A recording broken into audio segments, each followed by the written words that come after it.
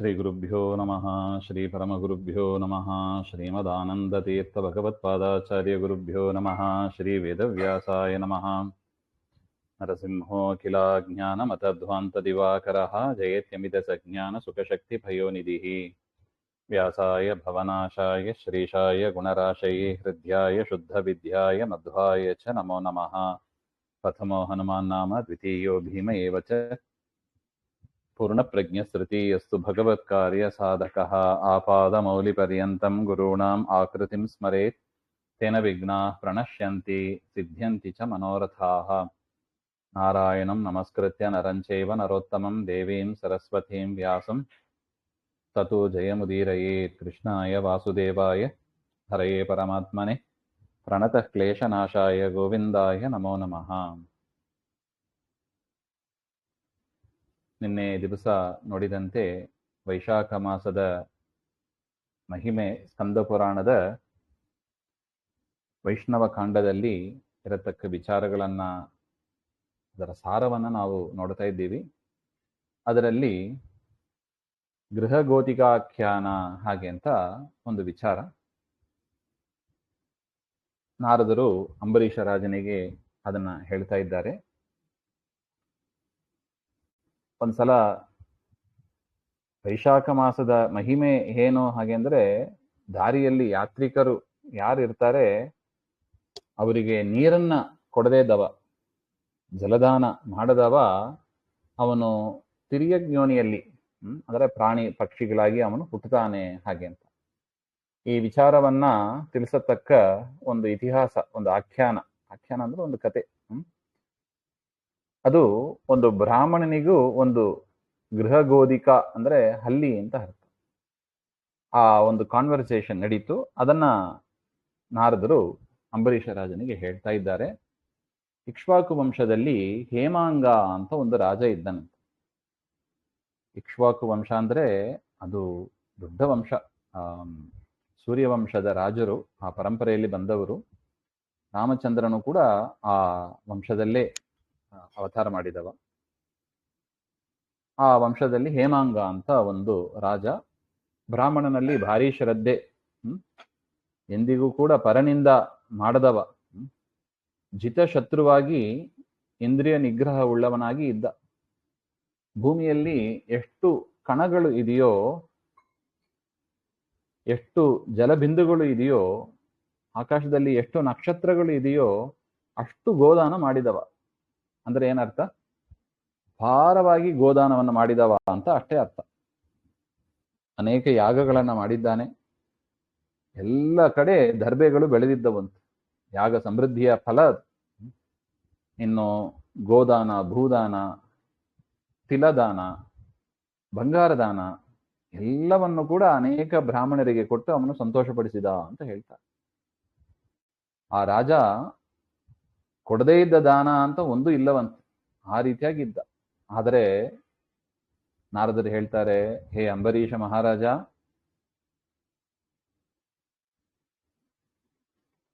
ಅದು ಯಾವುದೂ ಕೂಡ ಸುಖಕ್ಕೆ ಕಾರಣವಾಗಲಿಲ್ಲ.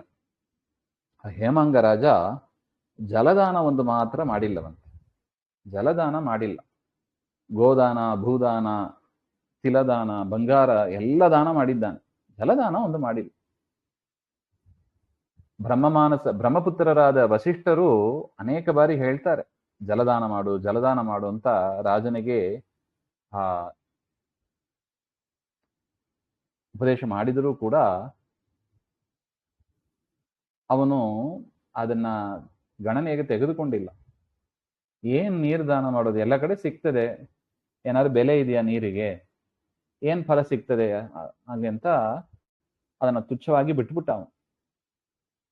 ಅಪರೂಪವಾದ ವಸ್ತುಗಳನ್ನ ದಾನ ಮಾಡ್ಬೇಕು, ಹಾಗಿದ್ರೆ ಮಾತ್ರ ಪುಣ್ಯ ಸಿಗ್ತದೆ ಅಂತ ಅವನ ಒಂದು ದುರ್ಬುದ್ಧಿ ಅದು.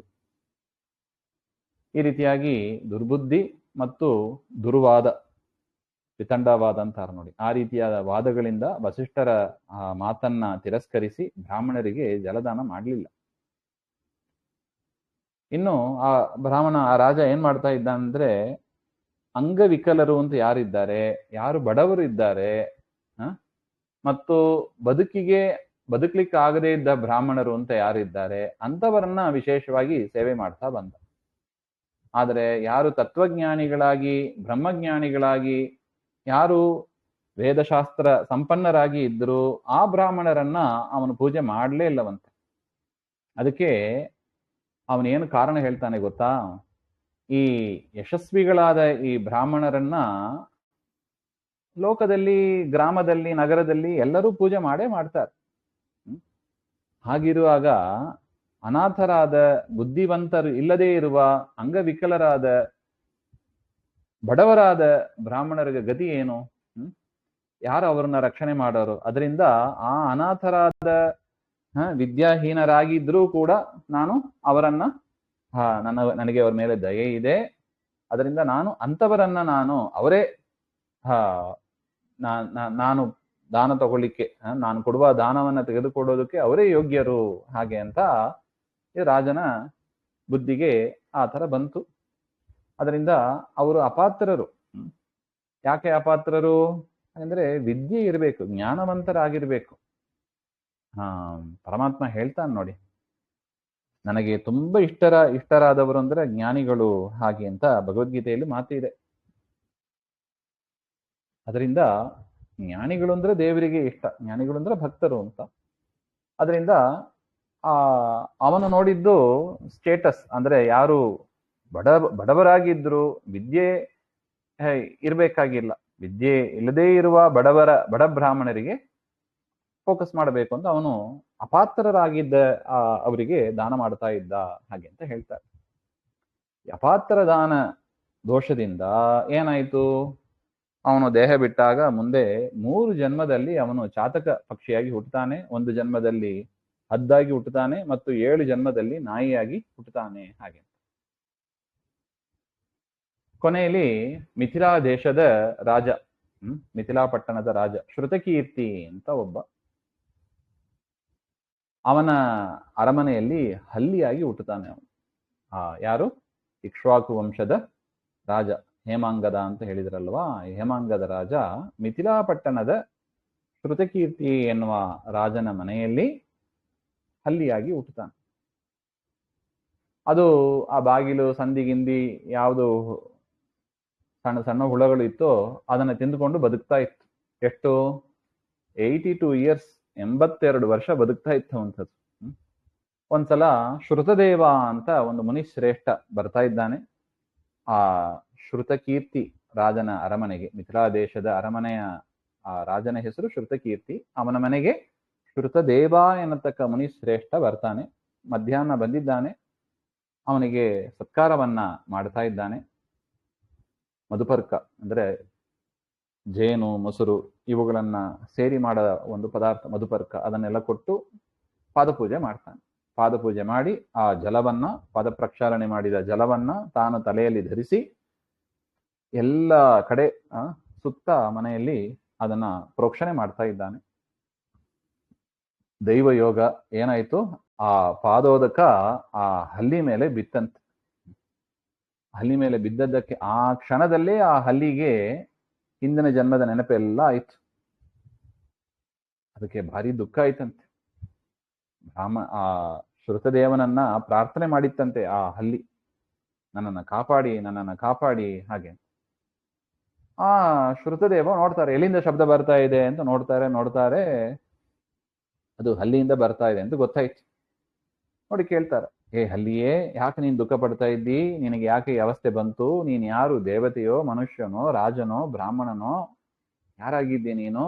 ಹೇಳು, ನಾನು ನಿನ್ನನ್ನ ರಕ್ಷಣೆ ಮಾಡ್ತೇನೆ, ಹಾಗೆ ಅಂತ ಹೇಳಿದ್ರೆ ಆ ಶ್ರುತದೇವನ ಮಾತನ್ನು ಕೇಳಿ ಆ ಹೇಮಾಂಗ ರಾಜ ಶ್ರುತದೇವನ ಹತ್ರ ಹೇಳ್ತಾನೆ, ಮುನಿಶ್ರೇಷ್ಠ, ನಾನು ಇಕ್ಷ್ವಾಕು ವಂಶದಲ್ಲಿ ಹುಟ್ಟಿದವ, ವೇದಶಾಸ್ತ್ರ ವಿಶಾರದನಾಗಿದ್ದೆ. ಭೂಮಿಯಲ್ಲಿ ಇರುವ ಆ ಮಣ್ಣಿನ ಕಣಗಳನ್ನ, ನೀರಿನ ಕಣಗಳನ್ನ, ನಕ್ಷತ್ರದಲ್ಲಿ, ಆಕಾಶದಲ್ಲಿ ಇರುವ ನಕ್ಷತ್ರಗಳು ಎಷ್ಟಿದೆಯೋ ಅಷ್ಟು ಗೋದಾನವನ್ನು ನಾನು ಮಾಡಿದ್ದೇನೆ. ಸಕಲ ಯಾಗಗಳನ್ನು ಸಾಂಗೋಪಾಂಗವಾಗಿ ಮಾಡಿದ್ದೇನೆ. ಅನೇಕ ಬಾವಿ, ಕೆರೆ ಎಲ್ಲವನ್ನು ಕೂಡ ಕಟ್ಟಿದ್ದೇನೆ. ಅನೇಕ ದಾನಗಳನ್ನ ಮಾಡಿದ್ದೇನೆ. ಆದರೂ ಕೂಡ ನನಗೆ ಉತ್ತಮ ಗತಿ ಸಿಗದೆ ಇಂಥ ಒಂದು ದುರ್ಗತಿ ನನಗೆ ಸಿಕ್ಕಿದೆ. ದ್ವಿಜವರ್ಯನೇ, ನಾನು ಹಿಂದೆ 3 ಜನ್ಮದಲ್ಲಿ ಚಾತಕ ಪಕ್ಷಿಯಾಗಿ, 1 ಜನ್ಮದಲ್ಲಿ ಹದ್ದಾಗಿಯೂ, 7 ಜನ್ಮದಲ್ಲಿ ನಾಯಿಯಾಗಿಯೂ ಹುಟ್ಟಿದ್ದೆ. ಈಗ ನಾನು ಹಲ್ಲಿಯಾಗಿದ್ದೇನೆ. ಈ ಶ್ರುತಿಕೀರ್ತಿ ರಾಜ ಯಾವಾಗ ನಿನಗೆ ಪಾದೋದಕವನ್ನ ಮಾಡಿ ಅದನ್ನ ನನ್ನ ಮೇಲೆ ಪ್ರೋಕ್ಷಣೆ ಮಾಡಿದ, ಆಗ ನನಗೆ ಆ ಪಾದ ತೀರ್ಥದ ಮಹಿಮೆ, ನನಗೆ ಹಿಂದಿನ ಜನ್ಮದ ಸ್ಮರಣೆ ಬಂದಿದೆ, ನನ್ನ ಪಾಪಗಳೆಲ್ಲ ನಾಶ ಆಗಿದೆ ಹಾಗೆ ಅಂತ. ದ್ವಿಜಬರಿಯ ಇನ್ನು ನನಗೆ 28 ಬಾರಿ ಹಲ್ಲಿಯಾಗಿ ಹುಟ್ಟಬೇಕಾದ ಪ್ರಸಂಗ ಇದೆ. ಅದು ಕೂಡ ಗೊತ್ತಾಗ್ಬಿಟ್ಟಿದೆ ನೋಡಿ ಅವನಿಗೆ. ಇನ್ನು ಮುಂದೆ 28 ಬಾರಿ ನಾನು ಹಲ್ಲಿಯಾಗಿ ಹುಟ್ಟಬೇಕಾಗಿದೆ. ಅದು ವಿಧಿ, ಬ್ರಹ್ಮದೇವರಿಂದ ಆ ಥರ ವಿಧಿ ಇದೆ. ಅದು ಈಗಲೇ ನನಗೆ ಗೊತ್ತಾಗಿದೆ. ಅದು ನೋಡಿ ನನಗೆ ಭಾರಿ ಭಯ ಆಗ್ತಾ ಇದೆ. ಇನ್ನು ಹಲ್ಲಿಯಾಗಿ ಹುಟ್ಟಿ ಎಲ್ಲಿ ಏನಾಗಬೇಕೋ ಏನೋ, ಇದಕ್ಕೆ ಕಾರಣ ಯಾವುದು ನನಗೆ ಗೊತ್ತಿಲ್ಲ. ಇಷ್ಟೆಲ್ಲ ದಾನಾದಿಗಳನ್ನ ಮಾಡಿದ್ರೂ ಕೂಡ ನನಗೆ ಕಾರಣ ಏನಂತ ಗೊತ್ತಾಗ್ತಾ ಇಲ್ಲ ಅಂತ ಹೇಮಾಂಗರಾಜ ಕೇಳಿದಾಗ, ಶ್ರುತದೇವ ಆ ಋಷಿಗಳು ದಿವ್ಯ ದೃಷ್ಟಿಯಿಂದ ನೋಡ್ತಾರೆ ಏನಾಗಿದೆ ಹಾಗೆ ಅಂತ. ಇಷ್ಟು ನೀಚವಾದ ಯೋನಿ, ಒಳ್ಳೆ ಕಾರ್ಯ ಮಾಡಿದ್ದಾನೆ, ಇಷ್ಟು ನೀಚವಾದ ಯೋನಿಗೆ ಏನು ಕಾರಣ ಹಾಗೆ ಅಂದ್ರೆ ಗೊತ್ತಾಯ್ತು. ಮಾಧವನಿಗೆ ಅಂದ್ರೆ ಪರಮಾತ್ಮನಿಗೆ ಅತಿ ಪ್ರಿಯವಾದ ವೈಶಾಖ ಮಾಸದಲ್ಲಿ ನೀನು ಜಲದಾನ ಮಾಡಿಲ್ಲ, ಅದೇ ಇದಕ್ಕೆಲ್ಲ ಕಾರಣ. ಜಲ ಸುಲಭವಾಗಿ ಸಿಗ್ತದೆ, ಏನು ಬೆಲೆ ಇಲ್ಲ, ಅಮೂಲ್ಯವಾದದ್ದು ಅಂದ್ರೆ ಬೆಲೆ ಇಲ್ಲದ್ದು ಅಂತ ನೀನು ತೀರ್ಮಾನ ಮಾಡಿ ಬಿಸಿಲಲ್ಲಿ ಸಂಚಾರ ಮಾಡಿ ಬಂದ ಬ್ರಾಹ್ಮಣರಿಗೆ ನೀನು ಜಲದಾನ ಮಾಡಲಿಲ್ಲ, ಒಂದು ಕಾರಣ. ಎರಡನೇ ಕಾರಣ, ಸತ್ಪಾತ್ರರಲ್ಲಿ ದಾನ ಮಾಡದೆ ಅವಿವೇಕದಿಂದ ಅಪಾತ್ರರು, ಯಾರು ದಾನ ಸ್ವೀಕಾರ ಮಾಡಲಿಕ್ಕೆ ಯೋಗ್ಯರಲ್ಲ ಅಂಥವರಿಗೆ ಕೊಟ್ಟಿದ್ಯಾ ನೀನು. ಅದರಿಂದ ಎರಡನೇ ಕಾರಣ. ಪ್ರಕಾಶಮಯವಾದ ಹೋಮ ಎಲ್ಲಿ ಮಾಡಬೇಕು? ಪ್ರಕಾಶಮಯವಾದ ಅಗ್ನಿಯಲ್ಲಿ ಮಾಡೋರು, ಭಸ್ಮದಲ್ಲಿ ಮಾಡೋರು ಹೋಮ ಎಲ್ಲಿ ಮಾಡಬೇಕು?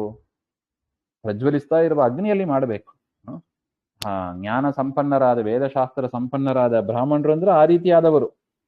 ಅವ್ರನ್ನ ಬಿಟ್ಟು ವಿದ್ಯೆ ಇಲ್ಲದ ಬ್ರಾಹ್ಮಣರಿಗೆ ನೀ ಏನು ಆಹುತಿಯನ್ನು ಕೊಟ್ಟಿದ್ದಿ, ಅದು ಭಸ್ಮದಲ್ಲಿ ಹೋಮ ಮಾಡಿದಂಗೆ ಹಾಗೆ ಅಂತ.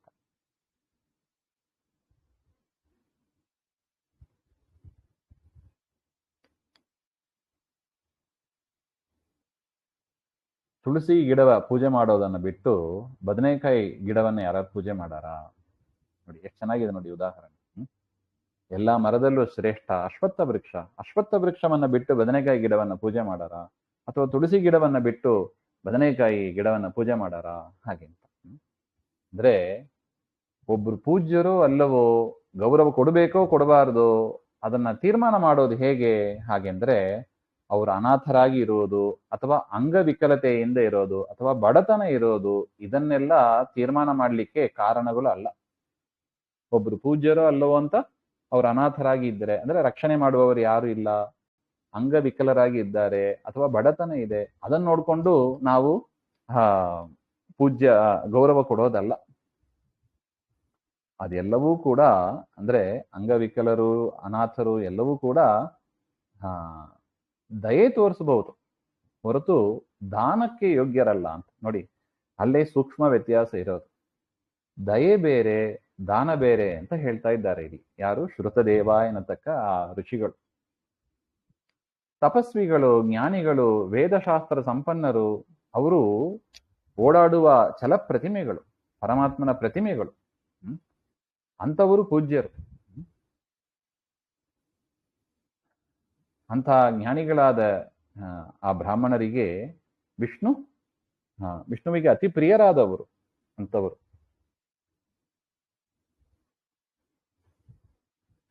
ನೋಡಿ ಹೇಗಿದೆ ಅಂದ್ರೆ, ಜ್ಞಾನಿಗಳಿಗೆ ವಿಷ್ಣು ಅಂದ್ರೆ ಭಾರಿ ಇಷ್ಟ, ವಿಷ್ಣುವಿಗೆ ಜ್ಞಾನಿಗಳು ಅಂದ್ರೆ ಭಾರಿ ಇಷ್ಟ. ಈ ಭಗವದ್ಗೀತೆಯಲ್ಲೂ ಹೀಗೆ ಮಾತಿದೆ. ಜ್ಞಾನಿಗಳಿಗೆ ವಿಷ್ಣು ಅಂದ್ರೆ ಭಾರಿ ಇಷ್ಟ, ವಿಷ್ಣುವಿಗೂ ಕೂಡ ಜ್ಞಾನಿಗಳು ಅಂದ್ರೆ ಭಾರಿ ಇಷ್ಟ. ಅದರಿಂದ ಆ ಜ್ಞಾನಿಗಳೇ ಪೂಜ್ಯರಾದವರು ಹಾಗೆ ಅಂತ. ಅದು ಅಪರೋಕ್ಷ ಜ್ಞಾನ ಪಡೆದಿರ್ತಾರೆ ನೋಡಿ, ಪರಮಾತ್ಮನ ಸಾಕ್ಷಾತ್ಕಾರ ಹೊಂದಿರ್ತಾರೆ, ಅದರ ಮಹಿಮೆ ಹಾಗೆ. ಆ ರೀತಿಯಾಗಿ ಮಹಾತ್ಮರ ಸೇವೆಯನ್ನ ಮಾಡೋದು ಸಕಲ ಪುರುಷಾರ್ಥ ಸಾಧನ ಮುಖ್ಯ ಕಾರಣ. ಕಣ್ಣಿದ್ದು ಕೂಡ ಕುರುಡರಂತೆ ವಿವೇಕ ಇಲ್ಲದೆ ತಾವು ಮಾಡಬೇಕಾದ ಕರ್ತವ್ಯಗಳನ್ನೆಲ್ಲ ಮರೆತು ಇರುವವರನ್ನ ಇಟ್ಕೊಂಡು ಏನ್ ಮಾಡೋದು ಹಾಗೆ. ಅದರಿಂದ ಉತ್ತಮ ಗತಿಯನ್ನ ಬಯಸಬೇಕು ಅಂದ್ರೆ ಅವಿವೇಕಿಗಳ ಸಂಘ ಮಾಡಬಾರ್ದು. ಅದು ಪುರುಷಾರ್ಥವನ್ನು ಕೊಡತಕ್ಕದಲ್ಲ. ಹಾಗೆ ಎಷ್ಟೇ ನೀರು ಜಲಾಶಯ ಏನಿದು ತುಂಬಿದ್ದಾಗಿ ಇರಲಿ, ಮಣ್ಣು ಕಲ್ಲುಗಳಿಂದ ಕಟ್ಟಿಸಿದ ದೇವಸ್ಥಾನಗಳು ಆಗಿರಲಿ, ಅಥವಾ ದೇವರ ವಿಗ್ರಹಗಳು ಆಗಲಿ ಯಾವುದೂ ಕೂಡ ಯಾವ ಪುರುಷಾರ್ಥವನ್ನ ಬೇಗನೆ ಕೊಡೋದಿಲ್ಲ. ದೀರ್ಘಕಾಲದ ಸಾಧನೆಯ ನಂತರ ಕೊಡತಕ್ಕದ್ದು. ಹ್ಯಮ್ಮಯಾನಿ ತೀರ್ಥಾಣಿ ಅಂತ ಭಾಗವತದಲ್ಲೂ ಪರಮಾತ್ಮ ಕೃಷ್ಣ ಈ ಮಾತನ್ನ ಹೇಳ್ತಾನೆ. ಕೇವಲ ಜಡ ಪ್ರತಿಮೆಗಳಾಗಲಿ, ದೇವಸ್ಥಾನಗಳಾಗಲಿ, ವಿಗ್ರಹಗಳಾಗಲಿ, ನೀರ ಜಲಾಶಯಗಳಾಗಲಿ ಕೂಡಲೇ ಅದು ಪುರುಷಾರ್ಥವನ್ನ ಕೊಡೋದಿಲ್ಲ. ಮತ್ತೆ ಯಾವುದು ಕೊಡುತ್ತದೆ? ಸಜ್ಜನರ ದರ್ಶನ ಇದೆ ನೋಡಿ. ದರ್ಶನಾದೇವಹಿ ಸಾಧವ. ನಮಗೆ ಒಳ್ಳೇದಾಗಬೇಕಂದ್ರೆ ಸಜ್ಜನರ ದರ್ಶನವನ್ನ ಮಾಡಬೇಕು. ಅವರು ಪರಮಾತ್ಮನ ಛಲ ಪ್ರತಿಮೆ. ಎರಡು ಪ್ರತಿಮೆಯೇ, ಒಂದು ಜಡ ಪ್ರತಿಮೆ, ಒಂದು ಚೇತನ ಪ್ರತಿಮೆ. ಹಾಗೆ ಎಲ್ಲಿ ಪರಮಾತ್ಮನ ಸನ್ನಿಧಾನ ಜಾಸ್ತಿ? ಹಾಗೆಂದ್ರೆ ಜ್ಞಾನಿಗಳಲ್ಲಿ, ಚೇತನ ಪ್ರತಿಮೆಯಲ್ಲಿ ಸನ್ನಿಧಾನ ಜಾಸ್ತಿ. ಹಾಗೆಂದ್ರೆ ಎರಡು ಫಲ ಕೊಡೋದೇ. ಪರಮಾತ್ಮನ ಅನುಗ್ರಹವನ್ನ ಇಬ್ರು ಕೊಡ್ತಾರೆ, ದೇವರ ಪ್ರತಿಮೆ ಆದ್ದರಿಂದ. ಆದರೂ ಈ ಚೇತನ ಪ್ರತಿಮೆ, ಜ್ಞಾನಿಗಳು ಇರ್ತಾರೆ ನೋಡಿ, ಓಡಾಡುವ ಪ್ರತಿಮೆಗಳು, ಅವರಲ್ಲಿ ಪೂಜೆಯನ್ನು ಮಾಡಿದರೆ, ಗೌರವ ಮಾಡಿದರೆ, ಆದರ ತೋರಿಸಿದರೆ ಪರಮಾತ್ಮ ಬೇಗ ಜಾಸ್ತಿ ಅನುಗ್ರಹ ಮಾಡ್ತಾನಂತೆ. ಹಾಗೆ ಅದು ವ್ಯತ್ಯಾಸ ಇದೆ. ಅದರಿಂದ ಮಹಾತ್ಮರ ಸೇವೆಯನ್ನ ಮಾಡಬೇಕು. ನೀನು ರಾಜನಾಗಿದ್ದು ಕೂಡ ಜಲದಾನ ಮಾಡಲಿಲ್ಲ, ಸಾಧು ಜನರ ಸೇವೆಯನ್ನ ಮಾಡಲಿಲ್ಲ, ಅದರಿಂದಲೇ ನಿನಗೆ ಇಂತಹ ದುರ್ಗತಿ. ಹಾಗೆ ಅಂತ ನೋಡಿ, ಆ ಪಾದೋದಕದ ಮಹಿಮೆ, ಬ್ರಾಹ್ಮಣರ ಪಾದೋದಕದ ಮಹಿಮೆ ಇದು, ಆ ಋಷಿಗಳ ಪಾದೋದಕದ ಮಹಿಮೆ. ನಾವು ರಾಯರ ಚರಿತ್ರೆಯಲ್ಲೂ ಕೂಡ ಹಾಗೆ ಕೇಳ್ತೀವಿ ನೋಡಿ. ಅವರು ಗಂಧವನ್ನು ತೆಗೆದುಕೊಟ್ರೆ ಏನು ಪರಿಸ್ಥಿತಿ ಆಯಿತು ಹಾಗೆ ಅಂತ ರಾಯರು, ಮಹಾತ್ಮರು, ಅವರ ಪಾದೋದಕವನ್ನ ನಿತ್ಯ ನಾವು ಅಂತ ಅಪರೋಕ್ಷ ಜ್ಞಾನಿಗಳ, ಯಾರೇ ಆಗಿರ್ಲಿ, ರಾಯರಂತ ಮಹನೀಯರು ಅನೇಕ ಜನ ಇದ್ದಾರೆ. ಅವರ ಪಾದೋದಕವನ್ನ ನಿತ್ಯ ನಾವು ತಲೆಯಲ್ಲಿ ಧರಿಸಿದರೆ ಎಷ್ಟು ಪುನೀತರಾಗ್ತೀವಿ, ಜ್ಞಾನವಂತರಾಗ್ತೀವಿ. ಹಾಗೆಂಬ ಅದಕ್ಕೆ ಈ ಒಂದು ಕಥೆ ನಮಗೆ ದೃಷ್ಟಾಂತವಾಗಿದೆ. ಯತ್ಪಾದೋದಕ ಸಂಚಯ ಸುರನದಿ ಮುಖ್ಯಾಪಕಾಸಾದಿತ ಅಂತ ರಾಯರ ಸ್ತೋತ್ರದಲ್ಲೂ ಬರುತ್ತದೆ ನೋಡಿ. ಈ ರೀತಿಯಾಗಿ ಆದಾಗ ಅವನು ತುಂಬಾ ವ್ಯಥೆಪಟ್ಟ. ಅಲ್ಲಿ ಏನ್ ಮಾಡೋದು ಹಾಗೆ ಅಂತ ಯೋಚನೆ ಮಾಡಿದಾಗ ಶ್ರುತದೇವ ಅವರೊಂದು ಸಂಕಲ್ಪ ಮಾಡಿದರಂತೆ. ನಾನು ನಿನಗೆ ಅನುಗ್ರಹ ಮಾಡ್ತೇನೆ ಅಂತ ಮೊದಲೇ ಮಾತು ಕೊಟ್ಟಿದ್ರು. ನಾನು ವೈಶಾಖ ಮಾಸದಲ್ಲಿ ಮಾಡಿದ ಪುಣ್ಯದ ಒಂದು ದಿವಸದ ಪುಣ್ಯವನ್ನ ನಾನು ನಿನಗೆ ಕೊಡ್ತೇನೆ ಹಾಗೆಂತ ದಾನ ಕೊಟ್ಟ ಕೂಡಲೇ ಸಕಲ ಪಾಪವೂ ಕೂಡ ಪರಿಹಾರ ಆಗಿ ಆ ಹಲ್ಲಿಯ ಜನ್ಮದಿಂದಲೂ ಕೂಡ ಅವನು ಮುಕ್ತನಾಗಿ ದಿವ್ಯವಾದ ವಸ್ತ್ರಗಳನ್ನೆಲ್ಲ ಧರಿಸಿದವನಾಗಿ ಪುಷ್ಪಮಾಲೆ ಇತ್ಯಾದಿಗಳನ್ನೆಲ್ಲ ಧರಿಸಿ ದೇವ ವಿಮಾನದಲ್ಲಿ ಕುಳಿತು ಅವನು ಹೋದ. ಹಾಗೆ ಮಿಥಿಲಾ ಜನದ ಆ ನಗರಿನ ಜನರು ಎಲ್ಲರೂ ಕೂಡ ಇದನ್ನು ಕಾಣ್ತಾ ಇದ್ದಾರೆ. ಅಲ್ಲಿ ಮಾತಾಡಿತ್ತು, ಪ್ರೋಕ್ಷಣೆ ಮಾಡಿದ್ರು, ಮಾತಾಡಿತ್ತು, ದಾನ ಮಾಡಿದರು, ಮುಕ್ತರಾದರು. ಹಾಗೆ ಅಂತ ಪ್ರತ್ಯಕ್ಷವಾಗಿ ಆ ಊರಿನ ಜನ ಎಲ್ಲ ಕಾಣ್ತಾ ಇದ್ದಾರೆ. ಆ ಶ್ರುತದೇವನಿಗೆ ಎಲ್ಲರೂ ಕೂಡ ನಮಸ್ಕಾರ ಮಾಡಿ, ಆ ರಾಜನು ಕೂಡ, ಆ ಹೇಮಾಂಗ ರಾಜನು ಕೂಡ ನಮಸ್ಕಾರ ಮಾಡಿ ದೇವತೆಗಳಿಂದ ಸ್ತುತ್ಯನಾಗಿ ಅವನು ಕೂಡ ಸ್ವರ್ಗಲೋಕಕ್ಕೆ ಹೋದ. ಹಾಗೆಂತ ಸ್ವರ್ಗಲೋಕದಲ್ಲಿ ಆ ಹೇಮಾಂಗ ರಾಜ 10,000 ವರ್ಷ ಸುಖ ಭೋಗಗಳನ್ನೆಲ್ಲ ಅನುಭವಿಸಿ ಮತ್ತೆ ಅವನು ಕಾಕುತ್ಸ್ತ ಹಾಗೆ ಎಂಬ ರಾಜನಾಗಿ ಮತ್ತೆ ಇಕ್ಷ್ವಾಕು ವಂಶದಲ್ಲೇ ಹುಟ್ಟಿ ಮಹಾರಾಜನಾದ ಅವನು. ಆ ಹೇಮಂಗ ರಾಜನೇ ಮತ್ತೆ ಕಾಕುತ್ಸ್ಥನಾಗಿ ಬಂದ ಅಂತ. ಆಗ ಅವನು ಸಪ್ತ ದ್ವೀಪಗಳ ಅಧಿಪತಿಯಾದ ಅಂತ, ಬ್ರಾಹ್ಮಣರಿಗೆ ಪ್ರಿಯನಾದ, ಸಾಧು ಜನರ ಸಮ್ಮತಿಯನ್ನ ಪಡೆದವನಾಗಿ ದೇವೇಂದ್ರನಿಗೆ ಸರಿಸಾಟಿಯಾಗಿದ್ದ ಅಂತ ಹೇಳ್ತಾರೆ. ವಿಷ್ಣುವಿನ ಅಂಶ ಅವನಲ್ಲಿ ಇತ್ತು. ಆ ಜನ್ಮದಲ್ಲಿ ವಿಶೇಷವಾಗಿ ಆ ವೈಶಾಖ ಮಾಸದ ಮಹಿಮೆಯನ್ನ ಮತ್ತೆ ವಸಿಷ್ಠರಿಂದ ಕೇಳಿ ಅವ್ರು ಹೇಗೆ ಉಪದೇಶ ಮಾಡಿದ್ರೋ ಅದೇ ರೀತಿಯಾಗಿ ಆ ಕಾಕುತ್ಸ್ಥ ರಾಜ ಎಲ್ಲ ಧರ್ಮಗಳನ್ನು ಕೂಡ ಭಕ್ತಿಯಿಂದ ಆಚರಿಸಿ ವಿಷ್ಣು ಸಾಯುಜ್ಯವನ್ನ ಪಡೆದ ಅಂತ ಹೇಳ್ತಾರೆ ನೋಡಿ. ಒಂದು ಗುರುಗಳ ಅನುಗ್ರಹ ಗೊತ್ತಾಗ್ತದೆ. ವಸಿಷ್ಠರ ಆ ಗುರುಗಳ ಮಾತಿನ ಪ್ರಭಾವ ಹೇಗಿರುತ್ತದೆ. ಗುರುವಿನ ಗುಲಾಮನಾಗುವ ತನಕ ದೊರೆಯದಣ್ಣ ಮುಕುತಿ ಹಾಗೆ ಅಂತ. ಗುರುಗಳ ಮಾತನ್ನ ಕೇಳಬೇಕು, ತಿರಸ್ಕಾರ ಮಾಡಬಾರ್ದು. ಅದು ಅರ್ಥ ಆಗಿಲ್ಲ ಹಾಗೆಂದ್ರೆ ವಾದ ಮಾಡಬಾರ್ದು. ಅವರು ಅದನ್ನ ಹೇಗೆ ಅರ್ಥ ಮಾಡಿಕೊಳ್ಳೋದು ಅಂತ ಪ್ರಶ್ನೆಗಳನ್ನ ಮಾಡಿ ನಾವು ಸರಿಯಾಗಿ ತಿಳ್ಕೋಬೇಕು ಹಾಗೆ. ಅದರಿಂದ ಈ ಕಥೆಯನ್ನ ನಾರದರು ಅಂಬರೀಷನಿಗೆ ಹೇಳಿ, ರಾಜ ನೋಡಿದ್ಯಾ ವೈಶಾಖ ಮಾಸದ ಹಿರಿಮೆ, ಅದರಿಂದ ಈ ವೈಶಾಖದಲ್ಲಿ ನಾವು ಸಾಧ್ಯವಾದಷ್ಟು ವಿಶೇಷವಾಗಿ ಎಲ್ಲಾ ಧರ್ಮಗಳನ್ನ ನಾವು ಮಾಡಬೇಕು ಹಾಗೆ ಅಂತ ಪರಮಾತ್ಮನ ಅನುಗ್ರಹಕ್ಕೆ ಪಾತ್ರರಾಗುತ್ತಾರೆ ಹಾಗೆ ಅಂತ.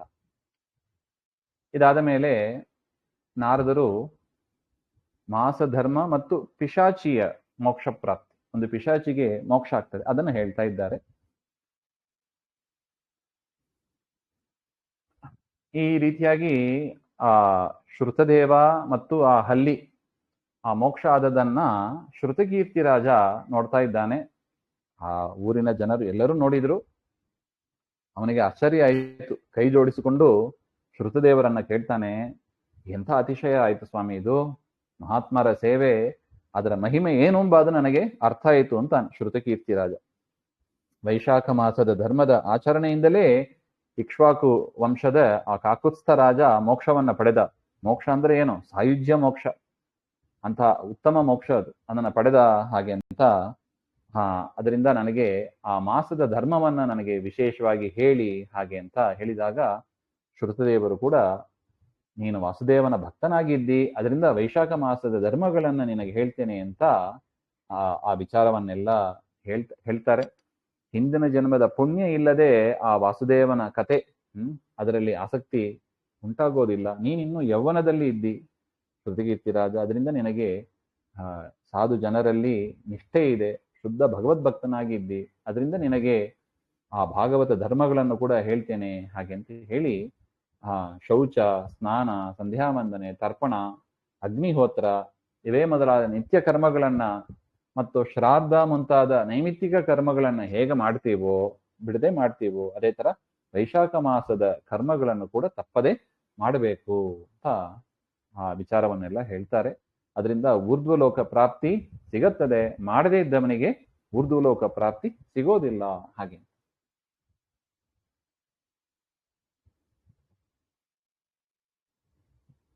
ಹೇಗೆ ರಾಜ ಇಲ್ಲದ ಪ್ರಜೆಗಳು ನಶಿಸಿ ಹೋಗ್ತಾರೆ, ಅದೇ ತರ ಈ ಧರ್ಮಗಳು, ವೈಶಾಖ ಮಾಸದ ಧರ್ಮ ಇಲ್ಲದೆ ಮಾಡುವ ಬೇರೆ ಧರ್ಮಗಳು ಅದೆಲ್ಲವೂ ಕೂಡ ನಶಿಸಿ ಹೋಗ್ತದೆ ಹಾಗೆ ಅಂತ. ಅದರಿಂದ ಕುಂಭದಾನ ಅಂದ್ರೆ ಜಲಪೂರ್ಣ ಕುಂಭದಾನ ಮತ್ತು ಛಾಯಾಶ್ರಯ, ಬಿಸಿಲಲ್ಲಿ ಬಂದವರಿಗೆ ನೆರಳನ್ನು ಕೊಡತಕ್ಕ ಛಾಯಾ ಮಂಟಪಗಳು, ಪಾದರಕ್ಷೆಗಳು ಮತ್ತು ವ್ಯಜನ, ಎಳ್ಳು ಮಿಶ್ರಿತವಾದ ಜೇನುತುಪ್ಪ, ಮತ್ತೆ ಬಾವಿ, ಇಳಿಯುವ ಬಾವಿ, ಕೆರೆ ಇವುಗಳನ್ನೆಲ್ಲ ನಿರ್ಮಾಣ ಮಾಡಬೇಕು. ವಿಶ್ರಾಂತಿ ಗೃಹಗಳು, ತೆಂಗಿನಕಾಯಿ, ಎಳೆನೀರು, ಕಬ್ಬಿನ ಹಾಲು, ಕರ್ಪೂರ, ಕಸ್ತೂರಿ ಇವುಗಳನ್ನೆಲ್ಲ ದಾನ ಮಾಡಬೇಕು. ಗಂಧ ಮತ್ತು ಶಯ್ಯ ಮತ್ತು ಮಂಚಗಳು ಇವುಗಳ ದಾನ, ಮಾವಿನನ್ನು ಸೀಕರಣೆ ಅಂತ ಹೇಳ್ತಾರಲ್ಲ ಅದು, ಮತ್ತು ಸೌತೆಕಾಯಿ ಇವುಗಳನ್ನೆಲ್ಲ ದಾನ ಮಾಡಬೇಕು ಹಾಗೆ ಅಂತ. ದಮನ ಮರುಗ, ಬೆಲ್ಲದ ಪಾನಕ ಮತ್ತು ಹುಣ್ಣಿಮೆ ದಿವಸ ಚಿತ್ರಾನ್ನ ದಾನ, ಪ್ರತಿ ದಿವಸ ಮೊಸರನ್ನ ದಾನ, ತಾಂಬೂಲ ದಾನ, ಚೈತ್ರ ಅಮಾವಾಸ್ಯೆ ದಿವಸ ಕರೀರಕ ಅಂತ ಹೇಳ್ತಾರೆ, ಅದು ಒಂದು ವಿಧವಾದ ಹಣ್ಣು, ಅದು ಅದನ್ನ ದಾನ ಮಾಡಬೇಕು. ಮತ್ತು ಪ್ರಾತಃ ಸ್ನಾನ, ಸೂರ್ಯ ಬರಕ್ಕೆ ಮುಂಚೆ ಸ್ನಾನ ಆಗಿರಬೇಕು.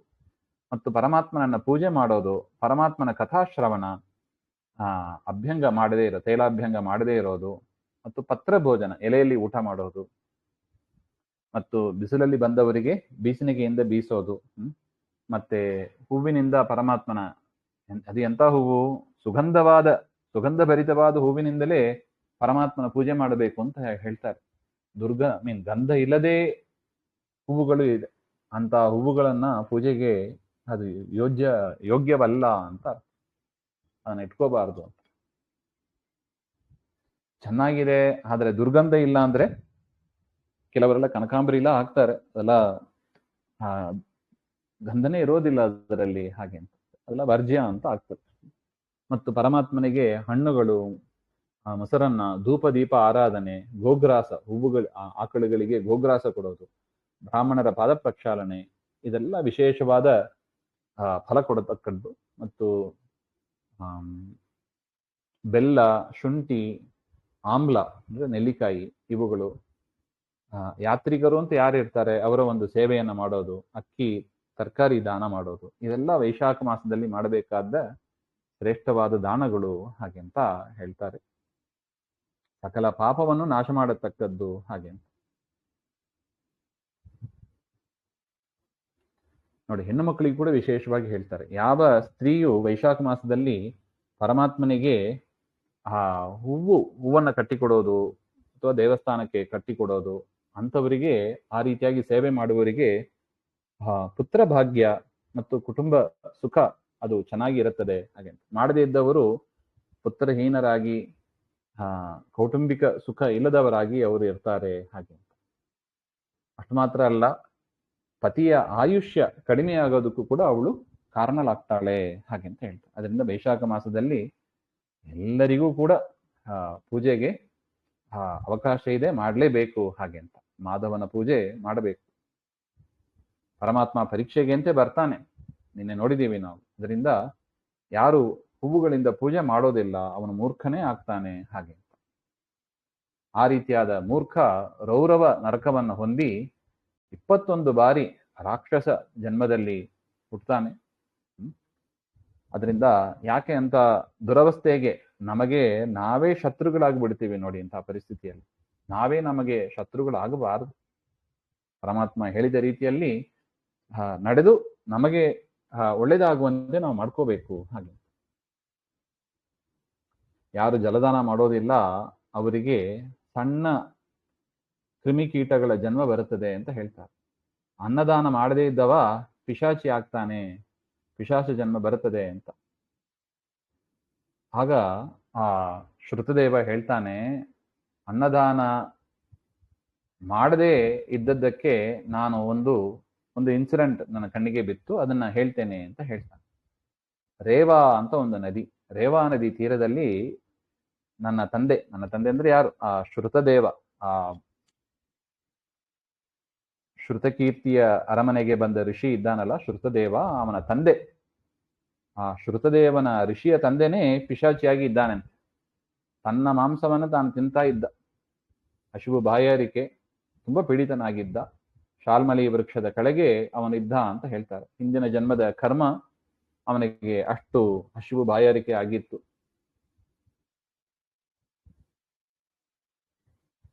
ಆಗ ಗಂಗಾ ಯಾತ್ರೆಗೆ ಹೋಗ್ಬೇಕು ಅಂತ ನಾನು ಹೋಗ್ತಾ ಇದ್ದೆ. ದೇವ ಸಂಕಲ್ಪ, ಆ ರೇವಾ ನದಿ ತೀರದಲ್ಲಿ ಆ ಪಿಶಾಚಿ ಇರೋದನ್ನು ನಾನು ಕಂಡೆ ಅಂತ ಶ್ರುತದೇವನೇ ಹೇಳ್ತಾ ಇದ್ದಾರೆ. ಆ ಶಾಲ್ಮಲಿ ವೃಕ್ಷದ ಕೆಳಗೆ ಇದ್ದ ಪಿಶಾಚಿಯನ್ನ ನೋಡಿದೆ, ಅದು ತನ್ನ ಮಾಂಸವನ್ನೇ ತಾನೇ ತಿಂತಾ ಇದ್ದದನ್ನು ಕೂಡ ಕಂಡೆ. ಅದು ಜೋರಾಗಿ ದುಃಖಿತವಾಗಿ, ಹಸಿವು ಬಾಯಾರಿಕೆಯಿಂದ ಪೀಡಿತವಾಗಿ ಕೂಗ್ತಾ ಇದ್ದದ್ದು. ಅದು ನನ್ನನ್ನು ಸಂಹಾರ ಮಾಡಬೇಕು ಅಂತ ಕೂಡ ನನ್ನ ಹತ್ರ ಓಡಿ ಬಂತು. ಆದರೆ ನನ್ನ ಬ್ರಹ್ಮ ತೇಜಸ್ಸನ್ನ ಕಂಡು ಅದೇನು ಮಾಡ್ಲಿಕ್ಕಾಗಿಲ್ಲ. ಅದನ್ನ ನೋಡಿ ನನಗೆ ಅದ್ರ ಮೇಲೆ ದಯೆ ಹುಟ್ಟಿತ್ತು. ನಾನು ಅದನ್ನ, ನನಗೆ ಗೊತ್ತಿಲ್ಲ ಯಾರು ಅಂತ, ಹಂಗಂತ ಆ ಶ್ರುತದೇವ ಹೇಳುವ ಮಾತು ಇದೆಲ್ಲ, ಹೇ ಪಿಶಾಚಿ ಹೆದರಬೇಡ, ನಾನು ನಿನಗೆ ಅಭಯವನ್ನು ಕೊಡ್ತೇನೆ ಅಂತ ನಾನು ಮಾತನಾಡಿದೆ. ಇದೆಲ್ಲ ಶ್ರುತದೇವ ಹೇಳುವ ಮಾತು. ಆಗ ನಾನು ಕೇಳಿದೆ, ನೀನು ಯಾರು? ಈ ಅವಸ್ಥೆ ನಿನಗೆ ಯಾಕೆ ಬಂತು? ನಿನ್ನನ್ನು ನಾನು ಮೋಚನೆ ಮಾಡ್ತೇನೆ, ಹೆದರ್ಕೋಬೇಡ, ಎಲ್ಲವನ್ನು ಹೇಳು ಅಂತ ಹೇಳಿದಾಗ, ತಾನು ಮಗ ಅಂತ ಗೊತ್ತಿಲ್ಲದೆ ಇಷ್ಟೆಲ್ಲ ಮಾತು ಕೊಡ್ತಾ ಇದ್ದಾನೆ ಆ ಶ್ರುತದೇವ, ಆ ಋಷಿ.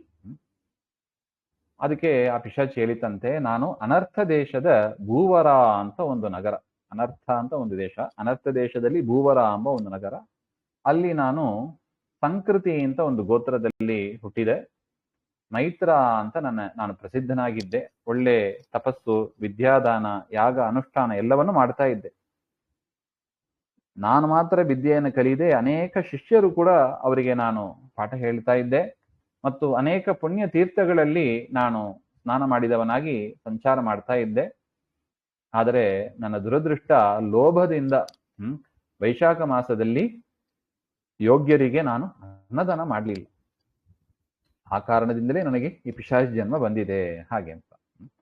ನೋಡಿ, ವೇದವ್ಯಾಸರು ಗುರುಗಳು ಹೇಳಿದ ಎಂದಿಗೂ ಸುಳ್ಳು ಆಗೋದಿಲ್ಲ ಅದು. ನೋಡಿ, ಪಿಶಾಚಿ ಆದದಕ್ಕೆ ಇದೇ ದೃಷ್ಟಾಂತ. ಯಾಕೆ? ವೈಶಾಖ ಮಾಸದಲ್ಲಿ ಅನ್ನದಾನ ಮಾಡ್ಲಿಲ್ಲ, ಅದರಿಂದ ಇಂತಹ ಪರಿಸ್ಥಿತಿಗೆ ಇದ್ದೇನೆ ಅಂತ ತನ್ನ ಕಥೆಯನ್ನು ಹೇಳಿ ಇನ್ನು ಹೇಳ್ತಾ ಇದ್ದ. ನೋಡಿ, ನನಗೆ ಶ್ರುತದೇವ ಅಂತ ಒಬ್ಬ ಪ್ರಸಿದ್ಧ ಮಗ ಇದ್ದಾನೆ. ನೋಡಿ, ಅವನ ಮಗನ ವಿಚಾರವನ್ನು ಮಗನ ಹತ್ರನೇ ಹೇಳ್ತಾ ಇದ್ದಾರೆ. ಅವನು ನನ್ನ ಮನೆಯಲ್ಲೇ ಇದ್ದ. ವೈಶಾಖ ಮಾಸದಲ್ಲಿ ಅನ್ನದಾನ ಮಾಡದೇ ಇದ್ದ ಕಾರಣದಿಂದ ನಿನ್ನ ತಂದೆ ಪಿಶಾಚಿ ಆಗಿದ್ದಾರೆ ಹಾಗೆಂಬ ಈ ಒಂದು ಸುದ್ದಿಯನ್ನ ನೀನು ಅವನಿಗೆ ತಿಳಿಸು ಹಾಗಂತ ಯಾರ ಹತ್ರ ಹೇಳಿದ್ದು? ಶ್ರುತದೇವನ ಹತ್ರನೇ ಹೇಳಿದ್ದು. ನಿನ್ನ ತಂದೆಯನ್ನ ನಾನು ನೋಡಿದೆ, ಅವನು ಅನ್ನದಾನ ಮಾಡಿಲ್ಲ, ಅದರ ಪ್ರಭಾವದಿಂದ ಅವನು ಪಿಶಾಚಿಯಾಗಿ ಇದ್ದಾನೆ. ಏನಾದ್ರು ಒಂದು ಉಪಾಯ ಮಾಡಿ ಅದನ್ನ ಪ್ರೇತತ್ವವನ್ನು ನಿವಾರಣೆ ಮಾಡು, ಈ ವಿಚಾರವನ್ನ ನೀನು ಅವನಿಗೆ ತಿಳಿಸು ಹಾಗೆಂತ ಆ ಪಿಶಾಚಿ ಶ್ರುತದೇವನ ಹತ್ರನೇ ಹೇಳಿತ್ತು. ಊರ್ಧ್ವಲೋಕ ಸಿಗ್ತಾ ಇಲ್ಲ, ತನ್ನ ಮಾಂಸವನ್ನೇ ತಿಂತಾ ಇದ್ದಾನೆ, ಇದನ್ನೆಲ್ಲ ಹೇಳು ನೀನು ಹಾಗೆ ಅಂತ. ಅಟ್ಟು ಅದು ಹೇಳಿತು. ನೋಡಿ, ಆ ಮುಕ್ತಿ ಸಿಗಬೇಕು ಅಂದ್ರೆ ವೈಶಾಖ ಮಾಸದಲ್ಲಿ ಪ್ರಾತಃ ಸ್ನಾನವನ್ನ ಮಾಡಿ ನಿಷ್ಕಾಮನೆಯಿಂದ ಪರಮಾತ್ಮನ ಪೂಜೆ ಮಾಡಿ ಮತ್ತೆ ಆ ತಂದೆಯನ್ನು ಕುರಿತು ತರ್ಪಣಗಳನ್ನ ಮಾಡಬೇಕು. ಅಷ್ಟು ಮಾಡಿದ್ರೆ ಸಾಕು. ಮಾಡಿ ಒಂದು ಶ್ರೇಷ್ಠ ಬ್ರಾಹ್ಮಣನಿಗೆ ಊಟವನ್ನ ಹಾಕ್ಬೇಕು. ಈ ರೀತಿಯಾಗಿ ಮಾಡಿದರೆ ನಿನ್ನ ತಂದೆಗೆ ವಿಷ್ಣು ಲೋಕ ಸಿಗತ್ತಂತೆ ಅಂತ ಇಷ್ಟು ವಿಚಾರವನ್ನು ಹೇಳು ನೀನು ಹಾಗೆ ಅಂತ ಹೇಳಿದಾಗ ನಿನಗೆ ಎಲ್ಲಾ ವಿಧದಲ್ಲೂ ಮಂಗಳ ಆಗುತ್ತದೆ. ಈ ವಿಚಾರವನ್ನ ನೀನು ನನ್ನ ಮಗನಿಗೆ ಮುಟ್ಟಿದ್ರೆ ನಿನಗೆ ಎಲ್ಲಾ ವಿಧದಲ್ಲೂ ನಿನಗೆ ಮಂಗಳ ಆಗ್ತದೆ ಅಂತ ಹೇಳಿದಾಗ ಆ ಶ್ರುತದೇವ ಹೇಳ್ತಾನೆ, ನನ್ನ ತಂದೆ ಪಿಶಾಚಿಯಾಗಿದ್ದಾನೆ, ಇಷ್ಟೆಲ್ಲ ಮಾತನ್ನ ಕೇಳಿದ ಮೇಲೆ ನನ್ನಿಂದ ದುಃಖ ತಡ್ಕೊಳ್ಳಿಕ್ಕಾಗಿಲ್ಲ. ಆ ಪಿಶಾಚಿಯ 2 ಪಾದದಲ್ಲೂ ಕೂಡ ದೊಪ್ಪಂತ ನಾನೇ ಬಿದ್ದು ಬಿಟ್ಟೆ, ಕಣ್ಣಿಂದ ನೀರು ಸುರಿತಾ ಇತ್ತು.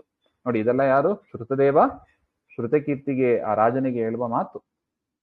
ಒಂದೊಂದು ಕ್ಷಣವನ್ನು ಕೂಡ ನಾನು ನೊಂದುಕೊಂಡು, ತಂದೆಯೇ ನಾನು ನಾನೇ ನಿನ್ನ ಮಗ, ದೇವ ಸಂಕಲ್ಪದಿಂದ ನಾನು ಇಲ್ಲಿಗೆ ಬಂದಿದ್ದೇನೆ, ಆ ಬ್ರಾಹ್ಮಣರ ಸೇವೆಯನ್ನ ನಾನು ಮಾಡಿಲ್ಲ, ಅದರಿಂದ ನಾನು ನಿಂದಿತನಾಗಿದ್ದೇನೆ, ಪಿತೃಗಳಿಗೆ ಆ ದುಃಖದಿಂದ ಮೋಚನೆ ಮಾಡಿಲ್ಲ, ಅದರಿಂದ ನಾನು ಔರ್ಧ್ವದೈಹಿಕ ಕ್ರಿಯೆ ಅಂದ್ರೆ ದೇಹ ಬಿಟ್ಟ ಮೇಲೆ ಮಾಡತಕ್ಕ ಕರ್ಮಗಳಲ್ಲಿ ಏನೋ ಒಂದು ಲೋಪದೋಷಗಳು ಆಗಿದ್ದರೆ ನಾನು ಯಾವ ಕರ್ಮವನ್ನ ಮಾಡಿದ್ರೆ ನಿನಗೆ ಮುಕ್ತಿ ಸಿಗ್ತದೋ ಅದನ್ನ ದಯವಿಟ್ಟು ತಿಳಿಸಿ, ಅದನ್ನ ಕೂಡಲೇ ಮಾಡ್ತೇನೆ ಹಾಗೆಂತ ಹೇಳಿದಾಗ ಆ ಪಿಶಾಚಿ ಅಂದ್ರೆ ತಂದೆಗೆ ಭಾರಿ ಸಂತೋಷ ಆಯ್ತಂತೆ. ಹೇಳಿತಂತೆ, ಮಗನೇ, ನೀನು ಗಂಗಾಯಾತ್ರೆಗಾಗಿ ಹೊರಟದ್ದು, ನೀನು ಗಂಗಾಯಾತ್ರೆಯನ್ನು ಮುಗಿಸ್ಕೊಂಡು ಮನೆಗೆ ಹೋಗು. ಮೇಷ ಸಂಕ್ರಾಂತಿ ಅಂದ್ರೆ ಚೈತ್ರ ಮಾಸ ವೈಶಾಖ ಬರ್ತದೆ, ಅಲ್ಲಿ ಪರಮಾತ್ಮನ ಪೂಜೆ ಮಾಡಿ ಬ್ರಾಹ್ಮಣರಿಗೆ ಅನ್ನದಾನ ಮಾಡು ಹಾಗೆ ಅಂತ. ಸದ್ಗುಣನಾದ ಸತ್ಪಾತ್ರನಾದ ಬ್ರಾಹ್ಮಣನಿಗೆ ಅನ್ನವನ್ನು ಕೊಡಬೇಕು, ಅದರಿಂದ ನಿನ್ನ ಕುಟುಂಬಕ್ಕೆ ಮೋಕ್ಷ ಆಗುತ್ತದೆ ಹಾಗೆ ಅಂತ. ಈ ರೀತಿಯಾಗಿ ತಂದೆಯ ಆಜ್ಞೆಯಂತೆ ಅವನು ಕೂಡ ಗಂಗಾಯಾತ್ರೆಯನ್ನು ಮುಗಿಸಿ ವೈಶಾಖ ಮಾಸವ ಯಾವಾಗ ಬರುತ್ತದೆ ಅಂತ ನಾನು ನಿರೀಕ್ಷೆ ಮಾಡ್ತಾ ಇದ್ದೆ. ಆ ಕಾಲ ಬಂದ ಕೂಡಲೇ ನಾನು ಅನ್ನದಾನ ಮಾಡಿದೆ. ನನ್ನ ತಂದೆಗೂ ಕೂಡ ಆ ಪಿಶಾಚಿ ಜನ್ಮದಿಂದ ಮೋಕ್ಷವನ್ನ ಅವನು ಪಡೆದಿದ್ದ. ದಿವ್ಯವಾದ ವಿಮಾನದಲ್ಲಿ ಅವನು ಹತ್ತಿಕೊಂಡು ಹೋಗಿ ನಾನಿದ್ದ ಜಾಗದಲ್ಲಿ ಬಂದು ನನ್ನನ್ನು ಕೂಡ ಆಶೀರ್ವಾದ ಮಾಡಿ ವಿಷ್ಣು ಲೋಕಕ್ಕೆ ಹೋದ ಹಾಗೆ ಅಂತ. ಅದರಿಂದ ಅನ್ನದಾನವನ್ನ ಮಾಡಬೇಕು ಹಾಗೆ ಎಂಬ ಅದನ್ನ ವೈಶಾಖ ಮಾಸದಲ್ಲಿ ವಿಶೇಷವಾಗಿ ತಿಳಿಸಿಕೊಡುವ ಒಂದು ವಿಚಾರ ಇದು ಹಾಗೆ. ಇದರ ಮೇಲೆ ಶ್ರುತಕೀರ್ತಿ ರಾಜನಿಗೆ ಒಂದು ಪ್ರಶ್ನೆ ಬರುತ್ತದೆ. ಅವನು ಪ್ರಶ್ನೆ ಮಾಡ್ತಾನೆ, ಇಕ್ಷ್ವಾಕು ವಂಶದ ಹೇಮಾಂಗ ರಾಜ 3 ಜನ್ಮದಲ್ಲಿ ಚಾತಕ ಪಕ್ಷಿಯಾಗಿ ಮತ್ತು ಹಲ್ಲಿಯಾಗಿ ಹುಟ್ಟಿದ ಅಂತ ಹೇಳಿದಿರಿ. ಎಲ್ಲ ಸರಿ, ಸಜ್ಜನರ ಸೇವೆ ಮಾಡದೇ ಇದ್ದದ್ರಿಂದ ಅವನಿಗೆ ಹದ್ದಿನ ಜನ್ಮ, ನಾಯಿಯ ಜನ್ಮ ಎಲ್ಲ ಬಂತು. ಆದ್ರೆ ಇದೆಲ್ಲ ನ್ಯಾಯ ಅಂತ ನನಗೆ ಅನಿಸ್ತಾ ಇಲ್ಲ ಸ್ವಾಮಿ ಹಾಗೆ ಅಂತ ಹೇಳ್ತಾನೆ. ಯಾರು? ಶ್ರುತಕೀರ್ತಿ ರಾಜ ಆ ಶ್ರುತದೇವನಿಗೆ ಹೇಳ್ತಾನೆ. ಯಾಕೆ? ಆ ಹೇಮಾಂಗ ರಾಜ ಏನು ಮಾಡಿಲ್ಲ, ಅವನು ಜಲದಾನ ಮಾಡಿಲ್ಲ ಅಷ್ಟೇ. ಆದರೆ ಎಂದಿಗೂ ಕೂಡ ಸಜ್ಜನರನ್ನ ದೂಷಣ ಮಾಡಲಿಲ್ಲ, ಇನ್ನೊಬ್ಬರಿಗೆ ತೊಂದರೆ ಕೊಟ್ಟಿಲ್ಲ, ಬಡವರಿಗೆ ತಿರಸ್ಕಾರ ಮಾಡಲಿಲ್ಲ, ಉಪಕಾರ ಮಾಡಿದ್ದಾನೆ. ಬಡವರಿಗೆ ತೊಂದರೆ ಕೊಟ್ಟಿಲ್ಲ. ಸಜ್ಜನರನ್ನ ಸೇವೆ ಮಾಡದ ಒಂದೇ ಕಾರಣಕ್ಕಾಗಿ ಅವನಿಗೆ ಯಾವ ಫಲವೂ ಸಿಗದೆ ಹೋದರೆ ನ್ಯಾಯವೇ? ಹಾಗೆ ಅಂತ ಒಂದು ಪ್ರಶ್ನೆ.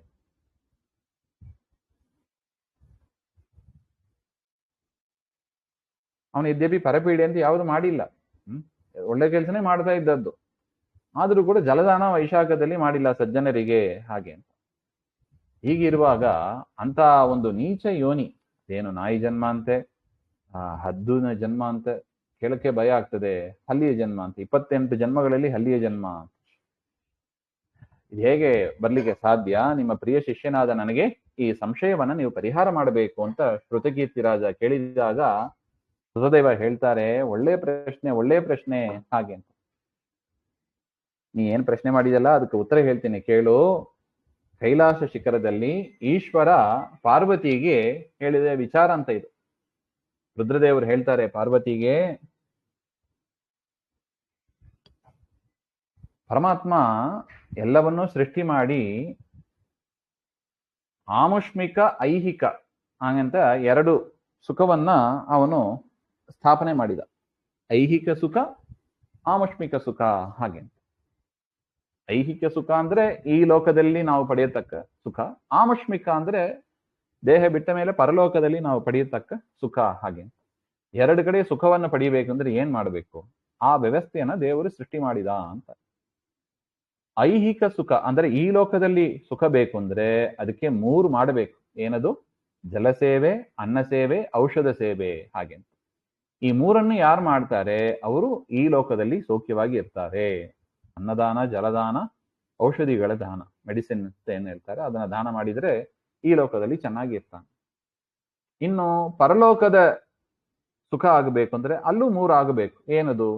ಸಾಧು ಜನರ ಸೇವೆ ಅಂದ್ರೆ ವಿಷ್ಣು ಭಕ್ತರ ಸೇವೆ, ವಿಷ್ಣುವಿನ ಸೇವೆ, ಧರ್ಮ ಮಾರ್ಗದಲ್ಲಿ ಸೇವೆ.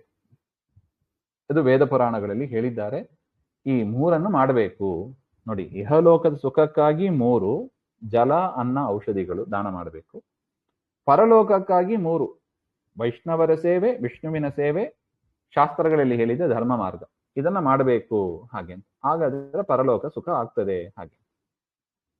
ಹೇಗೆ ಮನೆಯಲ್ಲಿ ಸಂಗ್ರಹ ಮಾಡಿ ಇಟ್ಟ ಹಣ ಮುಂದೆ ಯಾತ್ರೆಗೆ ಉಪಯೋಗ ಆಗ್ತದೋ ಆ ರೀತಿಯಾಗಿ ಕಾಲ ಬಂದಾಗಲೇ, ಸಮಯ ಇರುವಾಗಲೇ ಇಂತಹ ಸತ್ಕರ್ಮಗಳನ್ನು ಮಾಡಿ ನಾವು ಮುಂದೆ ಫ್ಯೂಚರ್ ಡೆಪಾಸಿಟ್, ಫಿಕ್ಸೆಡ್ ಡೆಪಾಸಿಟ್ ತರ ಡೆಪಾಸಿಟ್ ಮಾಡಿ ಇಟ್ಕೋಬೇಕು, ಹಾಗೆ. ಇದು ರುದ್ರದೇವರು ಪಾರ್ವತಿಗೆ ಹೇಳುವ ಮಾತು. ಅದರಿಂದ ಈ ವ್ಯವಸ್ಥೆ ಇದ್ರ ಮಾತ್ರ ಈ ಲೋಕದ ರಾಮಾಯಣದಲ್ಲೂ ಕೂಡ ಬರ್ತದೆ ನೋಡಿ. ಅನ್ನದಾನ ಮಾಡಿಲ್ಲ ಅಂತ ಅವನು ತನ್ನ ಮಾಂಸವನ್ನ ತಾನೇ ತಿಂತಾನೆ. ಅಗಸ್ತ್ಯರ ಮೂಲಕ ಒಂದು ಮಾಲೆಯನ್ನ ಸಮರ್ಪಣೆ ಮಾಡುವಂತ ಬ್ರಹ್ಮದೇವರು ಹೇಳ್ತಾರೆ, ಶ್ವೇತರಾಜನ ಚರಿತ್ರೆ. ಅಲ್ಲೂ ಕೂಡ ಅಗಸ್ತ್ಯರು ಮೂಲಕ ರಾಮನಿಗೆ ಅಗಸ್ತ್ಯರು ಮಾಲೆಯನ್ನ ಸಮರ್ಪಣೆ ಮಾಡ್ತಾರೆ, ಆ ಶ್ವೇತರಾಜ ಕೊಟ್ಟದ್ದನ್ನು. ಆಮೇಲೆ ಅವನಿಗೆ ಆ ಕ್ಷುತ್ಪೀಡ ಎಲ್ಲವೂ ಪರಿಹಾರ ಆಗ್ತದೆ, ಹಾಗೆ. ಅದರಿಂದ ಈ ಲೋಕದಲ್ಲಿ ನಾವು ಚೆನ್ನಾಗಿ ಇರಬೇಕು ಹಾಗೆಂದ್ರೆ ಜಲದಾನ, ಅನ್ನದಾನ, ಔಷಧಿ ದಾನವನ್ನು ಮಾಡಬೇಕು. ಪರಲೋಕದಲ್ಲಿ ಚೆನ್ನಾಗಿರ್ಬೇಕು, ದೇಹ ಬಿಟ್ಟ ಮೇಲೆ ಚೆನ್ನಾಗಿರ್ಬೇಕು ಅಂದ್ರೆ ವಿಷ್ಣು ವೈಷ್ಣವರ ಸೇವೆ, ಶಾಸ್ತ್ರಗಳ ಶ್ರವಣ, ಧರ್ಮ ಮಾರ್ಗ, ಇದರಿಂದ ನಮಗೆ ಆಗ್ತದೆ, ಹಾಗೆ. ಋತುದೇವ ಹೇಳ್ತಾರೆ, ಇದನ್ನು ನಾನು ನಿನಗೆ ತಿಳಿಸಿದ್ದೇನೆ, ಅಷ್ಟು ಮಾತ್ರ ಯಾಕೆ, ಅಪ್ರಿಯವಾದದ್ದನ್ನ ಮಾತನಾಡುವುದು ಕೂಡ ದುಃಖಕ್ಕೆ ಕಾರಣವಾಗ್ತದೆ ಅಂತ ಹೇಳ್ತಾರೆ. ಈ ದುಃಖಕ್ಕೆ ಏನು ಕಾರಣ ಅಂತ ಕೇಳ್ತಿಯಲ್ಲ, ಅಪ್ರಿಯವಾದದ್ದನ್ನ ಮಾತನಾಡುವುದು ಕೂಡ ದುಃಖಕ್ಕೆ ಕಾರಣ ಅಂತ. ಅದಕ್ಕೊಂದು ಇತಿಹಾಸವನ್ನ ಹೇಳ್ತೇನೆ, ಹಾಗೆ ಅಂತ ದಕ್ಷ ಪ್ರಜಾಪತಿಯ ಕಥೆಯನ್ನ ಹೇಳ್ತಾರೆ. ದಕ್ಷ ಪ್ರಜಾಪತಿ ಒಂದು ಯಾಗವನ್ನ ಮಾಡ್ತಾನೆ, ಯಾಗ ದೀಕ್ಷೆಯನ್ನ ಪಡೆದಿದ್ದಾನೆ. ಮಹಾರುದ್ರ ದೇವರನ್ನ ಯಾಗಕ್ಕಾಗಿ ಕರೀಬೇಕು ಅಂತ ಕೈಲಾಸ ಪರ್ವತಕ್ಕೆ ಹೋದಾಗ ರುದ್ರದೇವರು ಎದ್ದು ನಿಂತಿಲ್ಲ. ಭಾಗವತದಲ್ಲೂ ಬರುತ್ತದೆ ಇದು. ಅದರಿಂದ ಅವನಿಗೆ ಭಾರಿ ಸಿಟ್ಟಾಗ್ತದೆ. ಯಾಕೆ? ತನ್ನ ಮಗಳು ಸತಿದೇವಿಯನ್ನ ದಕ್ಷ ಪ್ರಜಾಪತಿ ಕೊಟ್ಟಿದ್ದಾನೆ ರುದ್ರದೇವರಿಗೆ. ಅದರಿಂದ ಮಾವ ಆಗಬೇಕು, ಹೆಣ್ಣು ಕೊಟ್ಟ ಮಾವ ಆಗಬೇಕು, ಗುರುಸ್ಥಾನ ಅದು. ಅಂತ ಸ್ಥಾನ ಇದ್ದಾಗಲೂ ಕೂಡ ಎದ್ದು ನಿಂತಿಲ್ಲ ಹಾಗೆಂದ್ರೆ ಅದು ಸರಿ ಹೋಗೋದಿಲ್ಲ, ಹಾಗೆಂತ. ಆದರೆ ಇಲ್ಲಿ ಒಂದು ಸ್ಪಷ್ಟತೆ ಕೊಡ್ತಾ ಇದ್ದಾರೆ. ಯಾರು ಯಾರಿಗೆ ಎದ್ದು ನಿಂತು ನಮಸ್ಕಾರ ಮಾಡಬೇಕು ಹಾಗೆಂದ್ರೆ ರುದ್ರದೇವರು ಹೇಳ್ತಾ ಇದ್ದಾರೆ, ನಾನು ದೇವತೆಗಳಲ್ಲಿ ಶ್ರೇಷ್ಠನಾದವ, ವೇದಶಾಸ್ತ್ರ ಪಾರಂಗತನಾಗಿದ್ದೇನೆ. ಇಂದ್ರ, ಚಂದ್ರ ಎಲ್ಲರೂ ಕೂಡ ಇವೇ ಮೊದಲಾದ ದೇವತೆಗಳು ನನ್ನ ಭಕ್ತರಾಗಿದ್ದಾರೆ. ತಾರತಮ್ಯದಲ್ಲಿ ಕೆಳಗಿನ ಕಕ್ಷೆಯಲ್ಲಿ ಇದ್ದಾರೆ ದಕ್ಷ ಪ್ರಜಾಪತಿ. ಅದರಿಂದ ಸ್ವಾಮಿಯಾಗಿ ಇರತಕ್ಕವ ಭಕ್ತ ಬರುವಾಗ ಎದ್ದು ನಿಂತ್ಕೋಬೇಕು ಅಂತ ನಿಯಮ ಇಲ್ಲ. ಅದೇ ತರ ಹೆಂಡತಿ ಬರುವಾಗ ಪತಿಯಾದವ ಎದ್ದು ನಿಂತ್ಕೋಬೇಕು ಅಂತ ಇಲ್ಲ. ಶಿಷ್ಯ ಬರುವಾಗ ಗುರು ಎದ್ದು ನಿಂತ್ಕೋಬೇಕು ಅಂತ ಇಲ್ಲ ಅಂತ ಶಾಸ್ತ್ರ ಬಲ್ಲವರು ಹೇಳಿದ್ದಾರೆ. ಈಗ ನಾನು ಗುರುಸ್ಥಾನದಲ್ಲಿ ಇದ್ದೇನೆ. ತಾರತಮ್ಯದಲ್ಲಿ ದೊಡ್ಡವನಾದ್ದರಿಂದ ನಾನು ಗುರುಸ್ಥಾನದಲ್ಲಿ ಇದ್ದೇನೆ. ದಕ್ಷ ಪ್ರಜಾಪತಿಗೆ ಹೆಣ್ಣು ಕೊಟ್ಟ ಮಾವನಾಗಿದ್ರೂ ಕೂಡ ಗುರುವಾಗಿ ಇರುವುದರಿಂದ ಮಾವ ಬರುವಾಗ ಅಳಿಯ ಎದ್ದು ನಿಂತ್ಕೋಬೇಕು. ಆದರೆ ಗುರುಸ್ಥಾನದಲ್ಲಿ ಇರುವುದರಿಂದ ನಾನು ಎದ್ದು ನಿಂತ್ಕೋಬೇಕಾಗಿಲ್ಲ ಹಾಗೆ ಅಂತ. ಅಂದ್ರೆ ಯಾರು ಗುರುಗಳು, ಯಾರಲ್ಲಿ ಬಲ, ಜ್ಞಾನ, ತಪಸ್ಸು, ಶಾಂತಿ ಜಾಸ್ತಿ ಇದೆಯೋ ಅವರು ಹಾಗೆ ಅಂತ.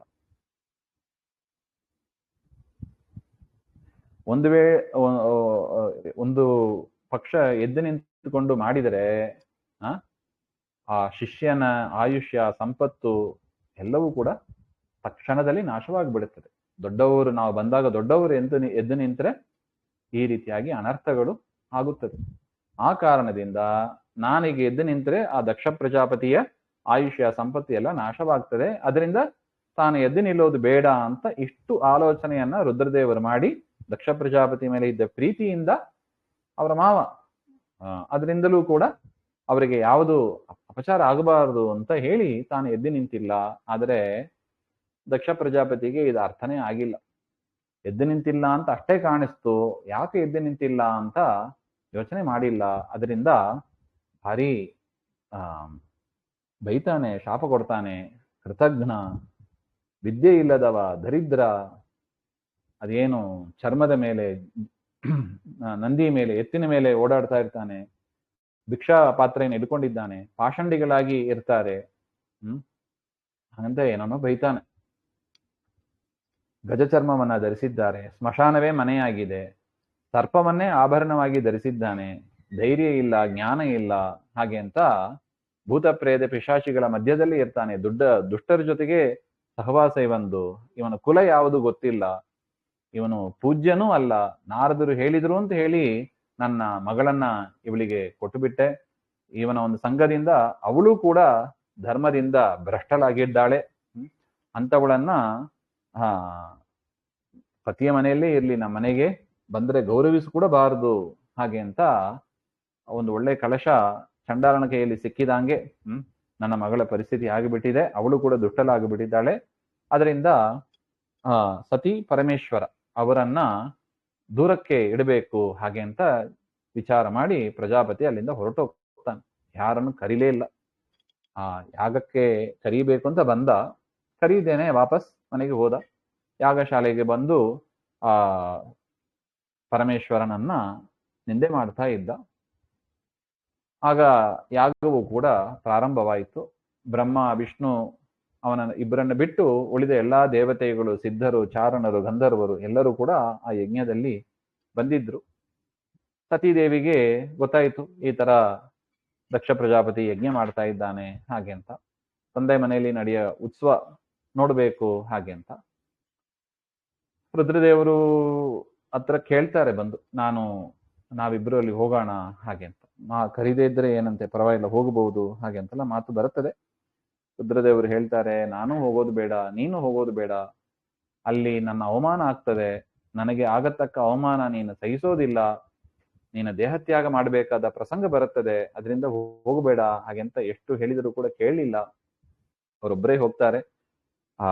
ಸತೀದೇವಿ ಒಬ್ಬರೇ ಹೋಗ್ತಾರೆ. ಅವರು ಒಬ್ಬರೇ ಹೋಗೋದನ್ನ ನೋಡಿ ನಂದಿ ಅವರನ್ನ ಬೆನ್ನ ಮೇಲೆ ಎತ್ಕೊಂಡು ಹೋಗ್ತಾ ಇತ್ತು. ಭೂತಗಣಗಳು ಕೂಡ ಸತೀದೇವಿಯನ್ನು ಹಿಂಬಾಲಿಸಿಕೊಂಡು ಹೋದರು ಹಾಗೆ ಅಂತ. ಅಲ್ಲಿ ಹೋದ್ರೆ ಯಾರು ಮಾತಾಡಿಸ್ತಾನೆ ಇಲ್ಲ ಸತೀದೇವಿಯನ್ನು. ದಕ್ಷ ಪ್ರಜಾಪತಿ ಯಾರು ಮಾತಾಡಿಲ್ಲ. ಇನ್ನೇನು ಆಹುತಿ ಕೊಡಬೇಕು, ಹೋಗೋಣ ಅಂತ ಹೇಳಿದ್ರೆ ಎಲ್ಲರಿಗೂ ಆಹುತಿ ಕೊಟ್ರು. ರುದ್ರದೇವರಿಗೆ ಆಹುತಿಯನ್ನು ಕೊಡಬೇಕು ಅಂತ ಹೇಳಿದಾಗ ದಕ್ಷ ಪ್ರಜೇಶ್ವರ ಅವನು ನಿಲ್ಲಿಸ್ತಾನೆ. ಯಾಕೆ ಗೊತ್ತಿಲ್ಲವ ನಿಮಗೆ, ನಾನು ಆಹುತಿ ಕೊಡಬಾರದು ಅಂತ ಹೇಳಿದ್ದೇನೆ ಹಾಗೆ ಅಂತ ಇಷ್ಟು ಹೇಳಿದಾಗ ಆಗ ಸತಿದೇವಿಗೆ ಅದನ್ನ ಸಹನೆ ಮಾಡ್ಲಿಕ್ಕಾಗಿಲ್ಲ. ಏನು ತಪ್ಪು ಮಾಡಿದ್ರು ಹಾಗೆ ಅಂತ ಅನೇಕ ಪ್ರಶ್ನೆಗಳನ್ನ ಮಾಡ್ತಾರೆ ಸತಿದೇವಿ. ಆ 2 ಅಕ್ಷರದ ಮಂತ್ರ ಶಿವ ಹರಿ, ಶಿವ ಹರ ಭವ ಮೃಡ ಹಾಗೆ ಅಂತ ಹೇಳಿದ್ರೆ ಪಾಪ ನಾಶವಾಗ್ತದೆ. ನನ್ನ ಪತಿಯ ಹೆಸರು ಹೇಳಿದರೇನೆ ಪಾಪ ನಾಶವಾಗ್ತದೆ ಅಂತ ಪತಿಯಲ್ಲಿ ಗೌರವ ತೋರಿಸದೆ ಹೀಗೆ ಮಾಡ್ತಾರಲ್ಲ, ಇದು ಸಜ್ಜನರ ಲಕ್ಷಣವಾ, ಇದು ಸಜ್ಜನರು ಈ ರೀತಿಯಾಗಿ ಮಾಡೋದಿಲ್ಲ ಹಾಗೆ ಅಂತ ಹೇಳಿದಾಗ ದಕ್ಷ ಪ್ರಜಾಪತಿ ಅವಳನ್ನು ಚೆನ್ನಾಗಿ ನಿಂದೆ ಮಾಡ್ಲಿಕ್ಕೆ ಶುರು ಮಾಡ್ತಾರೆ. ಆ ಸಂದರ್ಭದಲ್ಲಿ ಪೂಷ ಅಂತ ಒಂದು ದೇವತೆ ಅಪಹಾಸ ಮಾಡಿ ನಗ್ತಾರೆ. ಭೃಗು ಅವರು ದಾಡಿ ಮೀಸೆ ಇದನ್ನೆಲ್ಲ ತಿರುಗಿಸ್ತಾ ಕೂತಿದ್ರು ಹಾಗೆ ಅಂತ ಹೇಳ್ತಾರೆ. ಸಾಬಾಷ್, ಹೀಗೆ ಆಗ್ಬೇಕು ಹಾಗೆ ಅಂತ. ಇಷ್ಟು ನಿಂದೆ ಮಾಡಿದಾಗ ಸತಿದೇವಿಯಿಂದ ಸಹನೆ ಮಾಡ್ಲಿಕ್ಕೆ ಆಗಲಿಲ್ಲ. ಸಿಟ್ಟು ಬಂದು ಹೋಮಾಗ್ನಿ, ಅಲ್ಲಿ ಹೋಮಕುಂಡ ಇತ್ತಲ್ವಾ, ಅದರಲ್ಲೇ ತಮ್ಮ ಶರೀರವನ್ನ ತ್ಯಾಗ ಮಾಡಿದ್ರು ಅಂತ ಹೇಳ್ತಾರೆ. ಹಾಹಾಕಾರ ಆಯಿತು. ಎಲ್ಲರೂ ಹೋಗಿ ರುದ್ರಗಣರು ಹೋಗಿ ರುದ್ರದೇವರ ಹತ್ರ ಹೇಳಿದಾಗ ಅವರು ತಮ್ಮ ಕೂದಲನ್ನ, ರುದ್ರದೇವರು ತಲೆಯಿಂದ ಕೂದಲನ್ನ ಕಿತ್ತಿ ಹಾಕ್ತಾರೆ. ವೀರಭದ್ರ ಅಂತ ರುದ್ರದೇವರದೇ ರೂಪ. ಅವರು ಬಂದು ಎಲ್ಲರನ್ನು ಸಂಹಾರ ಮಾಡ್ತಾರೆ. ಆದರೆ ದಕ್ಷ ಪ್ರಜಾಪತಿಯ ತಲೆಯನ್ನು ಕೂಡ ಕಡಿಯುವ ಪ್ರಯತ್ನ ಮಾಡಿದಾಗ ಅವರಿಂದ ಆಗ್ತಾ ಇಲ್ಲ. ಯಾಕೆ? ಯಜ್ಞ ದೀಕ್ಷಿತರಾಗಿ ಇದ್ದಾರೆ. ರುದ್ರದೇವರು ಸ್ವತಃ ತಾವೇ ಬಂದು ರುದ್ರನ ತಲೆಯನ್ನು ಕೂಡ ತುಂಡು ಮಾಡಿದರು ಹಾಗೆ. ಈ ರೀತಿಯಾಗಿ ಆ ಯಜ್ಞ ಪರಿಸಮಾಪ್ತಿ ಆಗಲೇ ಇಲ್ಲ. ಯಜಮಾನನೇ ಇಲ್ಲ. ದಕ್ಷ ಪ್ರಜಾಪತಿ ತಲೆಯೇ ಉರುಳೋಯ್ತು. ಇನ್ನೇನ್ ಮಾಡೋದು ಹಾಗೆ. ಆ ಪೂಷ ಅವನ್ ನೋಡಿ ನಗ್ತಾ ಇದ್ದಲ್ಲವಾ, ಅವನ ಹಲ್ಲೆಲ್ಲ ಕಿತ್ತಾಕಿದ್ರು ವೀರಭದ್ರ. ಆ ಭೃಗು ಮುನಿಗಳು ದಾಡಿ ಮೀಸೆಯನ್ನ ತಿರುಗಿಸ್ತಾ ಇದ್ರಲ್ವಾ, ಅದನ್ನೆಲ್ಲ ಕಿತ್ತಾಕಿದ್ರು. ಇದ್ರೆ ತಾನೇ ತಿರುಗಿಸ್ತೀರಾ ಹಾಗೆ. ಯಾರು ಏನ್ ತಪ್ಪು ಮಾಡಿದ್ರೋ ಆ ಅಂಗ ಹೋಯ್ತು ಅವ್ರಿಗೆ. ರುದ್ರನಿಗೆ, ದಕ್ಷನಿಗೆ ಅಂತೂ ತಲೆನೇ ಹೋಯ್ತು.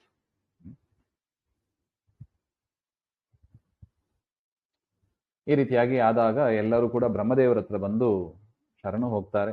ಬ್ರಹ್ಮದೇವರು ಶಿವನ ಅರಮನೆಗೆ ಬಂದು ಅವರನ್ನ ಸಮಾಧಾನಗೊಳಿಸಿ ಮತ್ತೆ ಯಾಗಶಾಲೆಗೆ ಬಂದು ಎಲ್ಲರಿಗೂ ಕೂಡ ಪ್ರಾಣವನ್ನು ಕೊಡ್ತಾರೆ. ರುದ್ರದೇವರು ದಕ್ಷನಿಗೂ ಕೂಡ ಆಡಿನ ತಲೆಯನ್ನ ಕೊಟ್ರು ಹಾಗೆ ಅಂತ. ಭೃಗು ಋಷಿಗಳಿಗೂ ಕೂಡ ಆಡಿನ ದಾಡಿಯನ್ನೇ ಅವರು ಕೂಡ ಅಲ್ಲಿಗೆ ಇಟ್ರು ಹಾಗೆ. ಪೂಷ ಅವನಿಗೆ ಹಲ್ಲು ಕೊಟ್ಟಿಲ್ಲ. ಹಿಟ್ಟನ್ನು ತಿಂದು ಕುಡಿದು ಬದುಕು ಅಂತ ಹೇಳಿಬಿಟ್ಟು, ಉಳಿದವರಿಗೆ ಯಾವ್ಯಾವುದು ಅಂಗಹೀನ ಆಯಿತು ಅದನ್ನೆಲ್ಲ ಕೊಟ್ಟು ರುದ್ರದೇವರು ಅವರಿಗೂ ಕೂಡ ಉಸಿರು ಬರುವಂತೆ ಮಾಡಿದ್ರು ಹಾಗೆ ಅಂತ. ಈ ರೀತಿಯಾಗಿ ಬ್ರಹ್ಮದೇವರಿಂದ ರುದ್ರದೇವರಿಂದ ಎಲ್ಲರಿಗೂ ಕೂಡ ಆವಾಗ ಮಂಗಳ ಆಯಿತು ಅಂತ ಹೇಳ್ತಾರೆ. ಇದರಿಂದ ಕೊನೆಯಲ್ಲಿ ಏನಾಯ್ತು? ರುದ್ರದೇವರ ಮಡದಿ ಸತಿದೇವಿ ಪ್ರಾಣತ್ಯಾಗ ಮಾಡಿದ್ರು. ರುದ್ರದೇವರು ತಾವು ಏಕಾಕಿಯಾಗಿ ತಪಸ್ ಮಾಡಕ್ಕೆ ಶುರು ಮಾಡಿದ್ರು. ಗಂಗಾ ತೀರದಲ್ಲಿ ತಪಸ್ ಮಾಡ್ತಾ ಇದ್ದಾರೆ.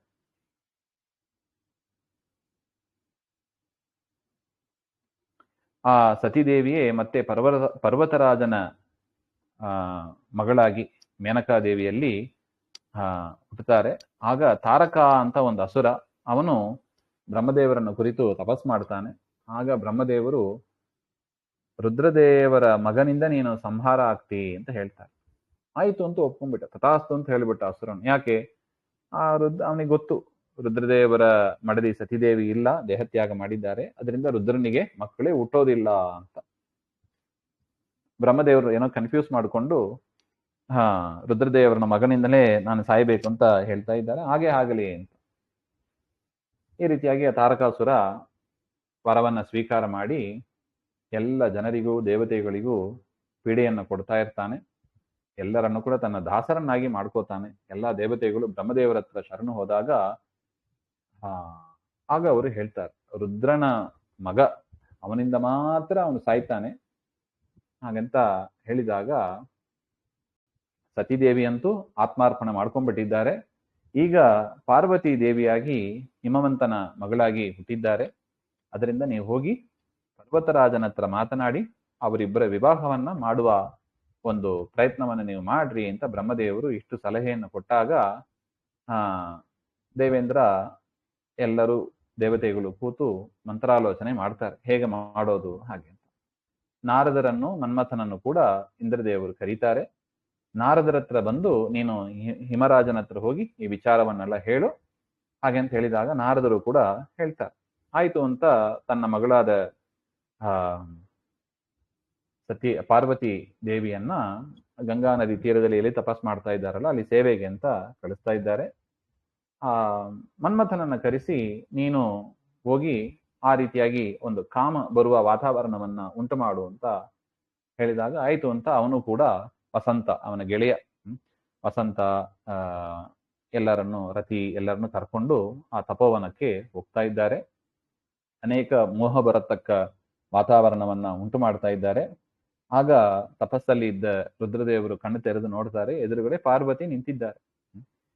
ಇದೇ ಸರಿಯಾದ ಸಮಯ ಅಂತ ಮನ್ಮಥ ಇನ್ನಷ್ಟು ಕಾಮ ಬಾಣಗಳನ್ನೆಲ್ಲ ಪ್ರಯೋಗ ಮಾಡಿದಾಗ ನನ್ನ ಮನಸ್ಸಿನ ವಿಕಾರ ಆಗ್ತಾ ಇದಲ್ಲ ಯಾರಿಂದ ಅಂತ ತಿರುಗಿ ನೋಡ್ತಾ ಇದ್ದಾರೆ. ಅಲ್ಲಿ ಮನ್ಮಥ ನಿಂತಿದ್ದಾನೆ.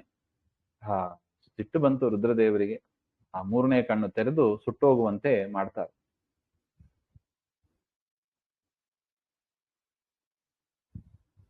ಇಲ್ಲಿ ಪಾರ್ವತಿ ದೇವಿ ನೋಡ್ತಾ ಇದ್ದಾರೆ, ಈ ರೀತಿಯಾಗಿ ಆಗೋಯ್ತು. ಅವರು ಸೇವೆ ಮಾಡಿ ಮದುವೆ ಮಾಡ್ಕೋಬೇಕು ಅಂತ ಬಂದ್ರು, ಕೊನೆಯಲ್ಲಿ ಅದು ಆಗ್ಲೇ ಇಲ್ಲ. ತನ್ನ ಪತಿ ಅಂದ್ರೆ ರತಿದೇವಿ ತನ್ನ ಪತಿ ಶರೀರ ಸುಟ್ಟೋದನ್ನ ತಿಳ್ಕೊಂಡು ತಾವು ಸತಿ ಅಂತ ಹೇಳ್ತಾರೆ ನೋಡಿ, ಸಹಗಮನ ಮಾಡಬೇಕು ಅಂತ ಪ್ರಯತ್ನ ಪಡ್ತಾ ಇದ್ದಾರೆ. ಆಗ ಅಶರೀರವಾಣಿ ಆಯ್ತಂತೆ, ನೀನು ಸಹಗಮನ ಮಾಡಬೇಡ, ನಿನ್ನ ಪತಿ ಮತ್ತೆ ನಿನಗೆ ಸಿಗ್ತಾನೆ.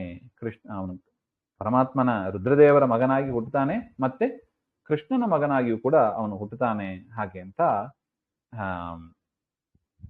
ಆಕಾಶವಾಣಿ ಅಂದ್ರೆ ಯಾರು? ವಾಯುದೇವರ ಮಾತ್ರ, ವಾಯುದೇವರ ಅನುಗ್ರಹ ಆ ರೀತಿಯಾಗಿ ಆಯ್ತು ಅಂತ ಹೇಳ್ತಾರೆ. ತದನಂತರ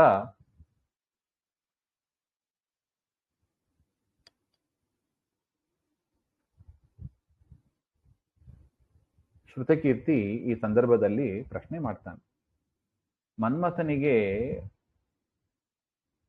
ಯಾವ ಜನ್ಮ ಬಂತು? ರುದ್ರದೇವರಿಂದ ಸುಟ್ಟು ಭಸ್ಮನಾದ ಮನ್ಮಥನಿಗೆ ಯಾವ ಜನ್ಮ ಬಂತು ಮತ್ತು ಏನೇನು ದುಃಖವನ್ನೆಲ್ಲ ಅನುಭವಿಸಬೇಕಾಗಿತ್ತು ಅದನ್ನ ತಿಳಿಸಿಕೊಡಿ ಹಾಗೆ ಅಂತ ಹೇಳಿದಾಗ ಆಗ ಶ್ರುತದೇವ ಹೇಳ್ತಾರೆ, ಈ ವಿಚಾರವನ್ನ ಯಾರು ಕೇಳ್ತಾರೆ ಅವರಿಗೆ ಕೀರ್ತಿ, ಸಂಪತ್ತು, ಧರ್ಮ ಎಲ್ಲವೂ ಕೂಡ ಬರ್ತದೆ, ಸಕಲ ರೋಗಗಳು ಪರಿಹಾರ ಆಗ್ತದೆ ಹಾಗೆ ಅಂತ ಆ ಒಂದು ಈ ಕಥೆಯನ್ನ ಕೇಳುವವರಿಗೆ ಬರತಕ್ಕ ಫಲವನ್ನು ಕೂಡ ಶ್ರುತದೇವರು ಮೊದಲೇ ಹೇಳಿ, ರತಿದೇವಿ ತನ್ನ ಪತಿ ಭಸ್ಮವಾದಾಗ ಮೂರ್ಛಿತರಾಗಿ ಬಿದ್ದರಂತೆ. ಎದ್ದು ನೋಡಿದಾಗ ತುಂಬಾ ದುಃಖ ಆಯಿತು. ಅದೇ ಸಹಗಮನ ಮಾಡಬೇಕು ಅಂತ ಪ್ರಯತ್ನ ಪಡ್ತಾ ಇದ್ದಾರೆ. ಆಕಾಶವಾಣಿ ಆಯ್ತು. ಆಕಾಶವಾಣಿಯಲ್ಲಿ ಹೇಳಿದರಂತೆ, ನಿನ್ನ ಪತಿ 2 ಜನ್ಮ ತಾಳ್ತಾನೆ ಹಾಗೆ ಅಂತ. ಒಂದು ಕೃಷ್ಣ ಮತ್ತು ರುಕ್ಮಿಣಿಯಲ್ಲಿ ಪ್ರದ್ಯುಮ್ನಾಗಿ ಅವನು ಅವತಾರ ಮಾಡ್ತಾನೆ. ಆಗ ಸಂದರ್ಭದಲ್ಲಿ ಬ್ರಹ್ಮದೇವರ ಶಾಪದಿಂದ ಶಂಬರಾಸುರ ಅಂತ ಅವನ ಮನೆಯಲ್ಲಿ ನೀನು ಇರ್ತೀಯ, ಆಗಲೇ ನಿನಗೆ ಪ್ರದ್ಯುಮ್ನ ಸಿಗ್ತಾನೆ, ಆಗ ನಿನ್ನ ಪತಿ ಜೊತೆಗೆ ಸಂಗ ಆಗ್ತದೆ ಹಾಗೆ ಅಂತ, ಪತಿ ಜೊತೆಗೆ ಇರ್ತೀಯ ಹಾಗೆ. ಇಷ್ಟು ವಿಚಾರವನ್ನು ಕೇಳಿ ಆ ರತಿ ಮನ್ಮಥನ ಹೆಂಡತಿ ತನ್ನ ಮನಸ್ಸನ್ನ ಬದಲಾಯಿಸಿಕೊಂಡು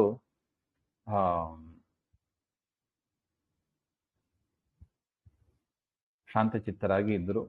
ಆಗ ರುದ್ರನ ಸಿಟ್ಟಿನಿಂದ ಓಡಿಯೋದ ದೇವತೆಗಳು ಎಲ್ಲರೂ ವಾಪಸ್ ಬಂದ್ರಂತೆ. ಅವರು ಎಲ್ಲ ರತಿದೇವಿಯನ್ನ ಕಂಡು ಬೃಹಸ್ಪತಿ ಆಚಾರ್ಯರು, ಇಂದ್ರ, ಅಗ್ನಿ ಎಲ್ಲರೂ ಕೂಡ ಶ್ರೇಷ್ಠವಾದ ವರಗಳನ್ನು ಕೊಟ್ಟು ಆತ್ಮತ್ಯಾಗ ಮಾಡ್ಕೋಬೇಡ ಹಾಗೆ ಅಂತ ಅವರನ್ನ ಸಮಾಧಾನ ಪಡಿಸ್ತಾ ಇದ್ದಾರೆ.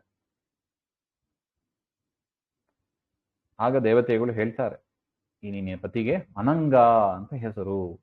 ಅಂಗ ಅಂದ್ರೆ ಶರೀರ, ಅಂಗ ಇಲ್ಲದವ ಅಂತ ಆ ಹೆಸರು ಬರುತ್ತದೆ. ಅವನ ಮರಣ ಹೊಂದಿದ್ರೂ ಕೂಡ ಸರ್ವ ಅಂಗದಿಂದ ನಿನಗೆ ಮಾತ್ರ ಕಾಣುವಂತೆ ಆಗುತ್ತದೆ ಹಾಗೆ ಅಂತ ಅವರಿಗೆ ರತಿದೇವಿಗೆ ಧರ್ಮೋಪದೇಶವನ್ನೆಲ್ಲ ಕೂಡ ಮಾಡಿದ್ರು ಅಂತ ಹೇಳ್ತಾರೆ.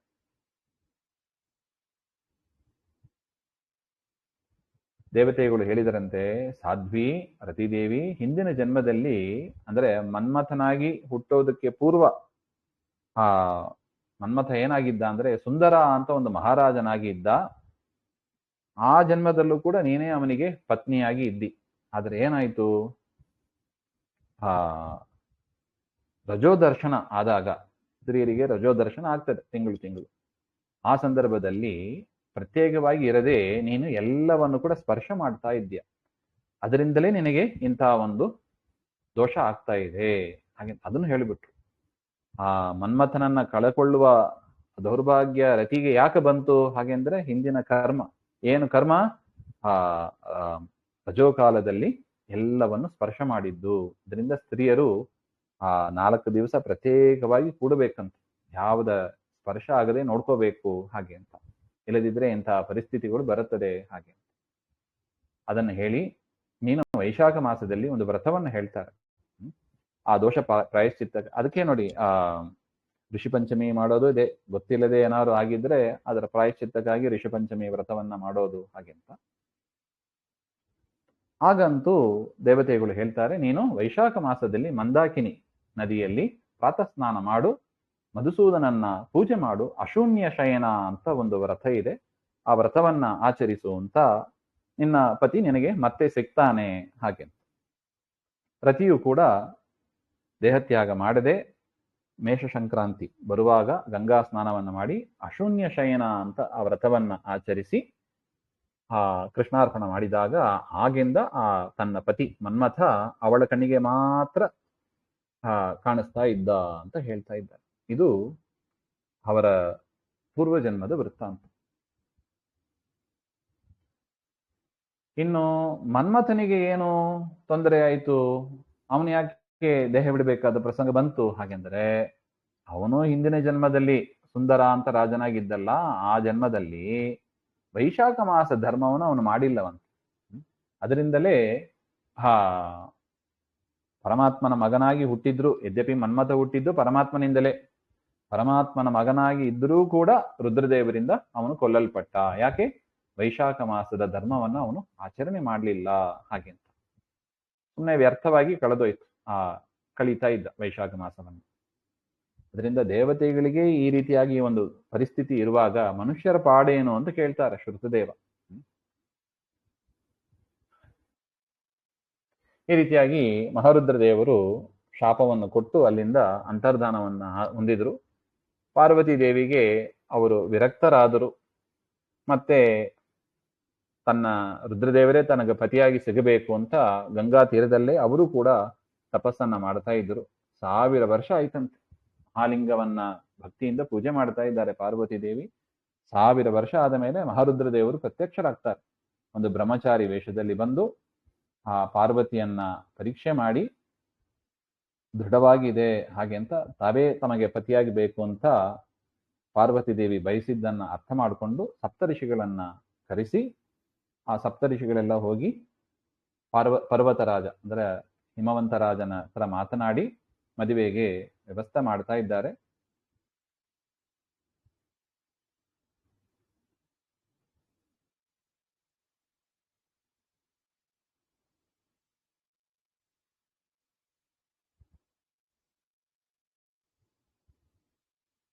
ಈ ರೀತಿಯಾಗಿ ಆ ರುದ್ರದೇವರ ಪಾರ್ವತಿಯರ ವಿವಾಹ ಆಗ್ತದೆ. ಆ ಸಂದರ್ಭದಲ್ಲಿ ವಿಷ್ಣು ಮೊದಲಾದ ಎಲ್ಲ ದೇವತೆಗಳು ಹಿಮಾಲಯ ಪರ್ವತಕ್ಕೆ ಬಂದು ಆ ವಿವಾಹದಲ್ಲಿ ಪಾಲ್ಗೊಂಡ್ರು ಹಾಗೆ ಅಂತ. ರುದ್ರದೇವರು ಕೂಡ ಆ ಹಿಮಾಲಯ ಶಿಖರದಲ್ಲೇ ಇದ್ರು. 1000 ವರ್ಷ ಸ್ವತಂತ್ರವಾಗಿ ಸ್ವಚ್ಛಂದವಾಗಿ ಶಿವಪಾರ್ವತಿಯರು ಇದ್ರು ಅಂತ. ಆದರೆ ಆ ಇಂದ್ರನ ವರ ಇದ್ದಿಲ್ಲ, ಅದರಿಂದ ಎಷ್ಟೇ ಪಾರ್ವತಿ ಗರ್ಭಾಧಾನ ಮಾಡಿಕೊಂಡ್ರು ಕೂಡ ಗರ್ಭಪಾತ ಆಗ್ತಾ ಇತ್ತಂತೆ. ಇಲ್ಲಿ ತಾರಕಾಸುರನ ತೊಂದರೆ ಆಗ್ತಾ ಇದೆ, ಮದುವೆ ಆಯ್ತು ಆದ್ರೆ ಪಾರ್ವತಿಗೆ ಮಕ್ಕಳೇ ಆಗ್ತಾ ಇಲ್ಲ. ದೇವತೆಗಳಿಗೆ ಮತ್ತೆ ಏನೋ ಒಂದು ವಿಚಾರ ಮಾಡಬೇಕು, ಯಾಕೆ ಗರ್ಭಪಾತ ಆಗ್ತಾ ಇದೆ ಹಾಗೆಂತ ಅಗ್ನಿದೇವರ ಹತ್ರ ಪ್ರಾರ್ಥನೆ ಮಾಡಿ ನೀನು ಆ ಅಗ್ನಿಯನ್ನ ಧರಿಸು ಅಂತ ಹೇಳಿದಾಗ ಆಯ್ತು ಅಂತ ಆ ಶಿವಪಾರ್ವತಿಯರ ಸಂಗಮದ ಸಮಯದಲ್ಲಿ ಅಗ್ನಿದೇವರು ಅಲ್ಲಿ ಪ್ರತ್ಯಕ್ಷರಾಗಿ ಆ ಅಗ್ನಿಯ ಉದರದಲ್ಲಿ ಆ ಗರ್ಭಪಾತ ಆಗ್ತದೆ, ರುದ್ರದೇವರ ಗರ್ಭಪಾತ. ಅದನ್ನ ಸಹನೆ ಮಾಡ್ಲಿಕ್ಕೆ ಆಗಿಲ್ಲ ಅವರಿಂದಲೂ ಕೂಡ.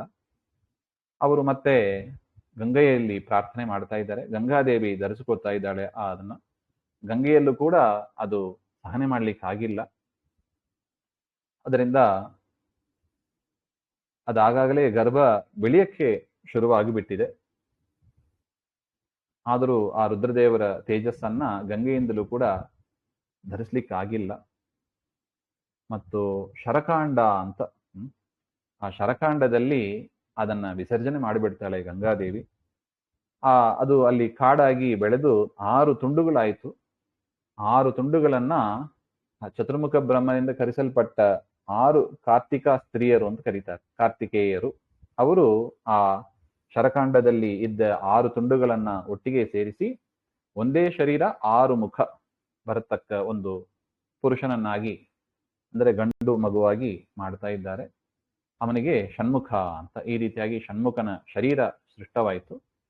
ಆ ಕಾಡಿನ ಮಧ್ಯದಲ್ಲೇ ಇತ್ತು. ಶಿವಪಾರ್ವತಿಯರು ಒಂದು ಸಮಯ ವೃಷಭಾರೂಢರಾಗಿ ಶ್ರೀಶೈಲಕ್ಕೆ ಬರ್ತಾ ಇರುವಾಗ ಪಾರ್ವತಿ ದೇವಿ ನೋಡ್ತಾಳೆ. ಯಾರು ಇದು ಅಂತ ಕೇಳಿದಾಗ ರುದ್ರದೇವರು ಹೇಳ್ತಾರೆ, ಇವನೇ ನಿನ್ನ ಮಗ, ಇವನನ್ನು ಸ್ವೀಕರಿಸು ಅಂತ ಹೇಳಿ ರುದ್ರದೇವರ ಆಜ್ಞೆಯಂತೆ ಪಾರ್ವತಿ ದೇವಿಯರು ಕೂಡ ಸ್ವೀಕಾರ ಮಾಡ್ತಾರೆ. ಅವರೇ ಷಣ್ಮುಖ, ಸುಬ್ರಹ್ಮಣ್ಯ, ವಿಷ್ಣುವಿಗೆ ಸದೃಶವಾದ ಪರಾಕ್ರಮ ಇರತಕ್ಕವರು ಹಾಗೆ ಅಂತೆಲ್ಲ ಹೇಳ್ತಾರೆ. ಇವನೇ ನಿನ್ನ ಔರಸ ಪುತ್ರ ಅಂತಲೂ ಹೇಳ್ತಾರೆ. ಈ ರೀತಿಯಾಗಿ ಆ ಬಾಲಕನನ್ನ ಪೋಷಿಸಿ ಪಾರ್ವತಿ ದೇವಿ ಪರಮ ಸಂತುಷ್ಟಳಾದಳು ಅಂತ ಈ ವಿಚಾರವನ್ನ ಶ್ರುತದೇವ ಶ್ರುತಕೀರ್ತಿಗೆ ಹೇಳಿ, ಆ ಷಣ್ಮುಖ ಅವನ ಅದ್ಭುತವಾದ ಜನನ ಇದು, ಇದನ್ನು ತಿಳಿಸಿದ್ದೇನೆ ಹಾಗೆ ಅಂತ. ಯಾಕೆ ಬಂತು ಹಾಗೆಂದ್ರೆ ನೋಡಿ, ಆ ರುದ್ರದೇವರಿಗೆ ಅಪ್ರಿಯವಾದದ್ದನ್ನ ಮಾಡಿದರು ಮನ್ಮಥ. ಹಿಂದೆ ವೈಶಾಖ ಜನ್ಮ ಮಾಡಿಲ್ಲ, ವೈಶಾಖ ಧರ್ಮ ಮಾಡಿಲ್ಲ, ಅದರಿಂದ ವಿಷ್ಣುವಿನ ಮಗನಾಗಿ ಹುಟ್ಟಿದರೂ ಕೂಡ ಶರೀರ ಹೋಯಿತು. ಮತ್ತೆ ರುದ್ರದೇವರಿಗೆ ಅಪ್ರಿಯವಾದದ್ದನ್ನ ಮಾಡಿದ್ದರಿಂದ ಎಷ್ಟು ದುಃಖವನ್ನು ತಾಳಬೇಕಾಗಿತ್ತು ನೋಡಿ. ಅವರ ಜನ್ಮ ಹೇಗಿತ್ತು ನೋಡಿ. ಪಾರ್ವತಿಯಿಂದ ಡೈರೆಕ್ಟ್ ಆಗಿ ಮಗುವಾಗಿ ಬರಬಾರದೆ, ಅಲ್ಲಿಂದ ಅಗ್ನಿ, ಅಗ್ನಿಯಿಂದ ಗಂಗೆ, ಆ ಹುಟ್ಟುವಾಗಲೂ ಕೂಡ ಅಷ್ಟು ವ್ಯಸನ ಪಡಬೇಕಾಗಿತ್ತು. ಅದು ರುದ್ರದೇವರಿಗೆ ಅಪ್ರಿಯವಾದದ್ದನ್ನ ಮಾಡಿದ್ದರಿಂದ ಹಾಗೆಂಬ ವಿಚಾರವನ್ನ ಹೇಳ್ತಾ ಇದ್ದಾರೆ. ಅದರಿಂದ ವೈಶಾಖ ಮಾಸದ ಹಿರಿಮೆ ಅದ್ಭುತವಾಗಿದೆ. ದೇವತೆಗಳಿಗೂ ಕೂಡ ತೊಂದರೆಯನ್ನು ತಂದು ಕೊಡತಕ್ಕದ್ದು ಇದು ಅಂತ ಆದ ಮೇಲೆ ಅದನ್ನೇ ಅವ್ರು ಹೇಳಿದ್ರು, ಮನುಷ್ಯರ ಪಾಡೇನೋ ಹಾಗೆ ಅಂತ. ಮನ್ಮಥನಿಗೆ ಆದ ವಿಚಾರ ಇತ್ತು, ಹಿಂದಿನ ಜನ್ಮದಲ್ಲಿ ವೈಶಾಖ ಧರ್ಮವನ್ನು ಮಾಡಲಿಲ್ಲ ಹಾಗೆ. ಅದರಿಂದ ಶರೀರ ಚೆನ್ನಾಗಿರುವಾಗ, ದೃಢಗಾತ್ರವಾಗಿ ಇರುವಾಗ ಪಾತಸ್ನಾನ, ಯೋಗ್ಯರಿಗೆ ಸತ್ಪಾತ್ರರಿಗೆ ದಾನ ಮಾಡದೆ ಕಾಲವನ್ನ ಕಳೀಬಾರದು, ದುಃಖಗಳೇ ಬರುತ್ತದೆ ಹಾಗೆ ಅಂತ ಇಷ್ಟು ವಿಚಾರವನ್ನ ಹೇಳಿ, ಇನ್ನು ತುಂಬ ಇದೆ ಈ ಪುರಾಣದಲ್ಲಿ.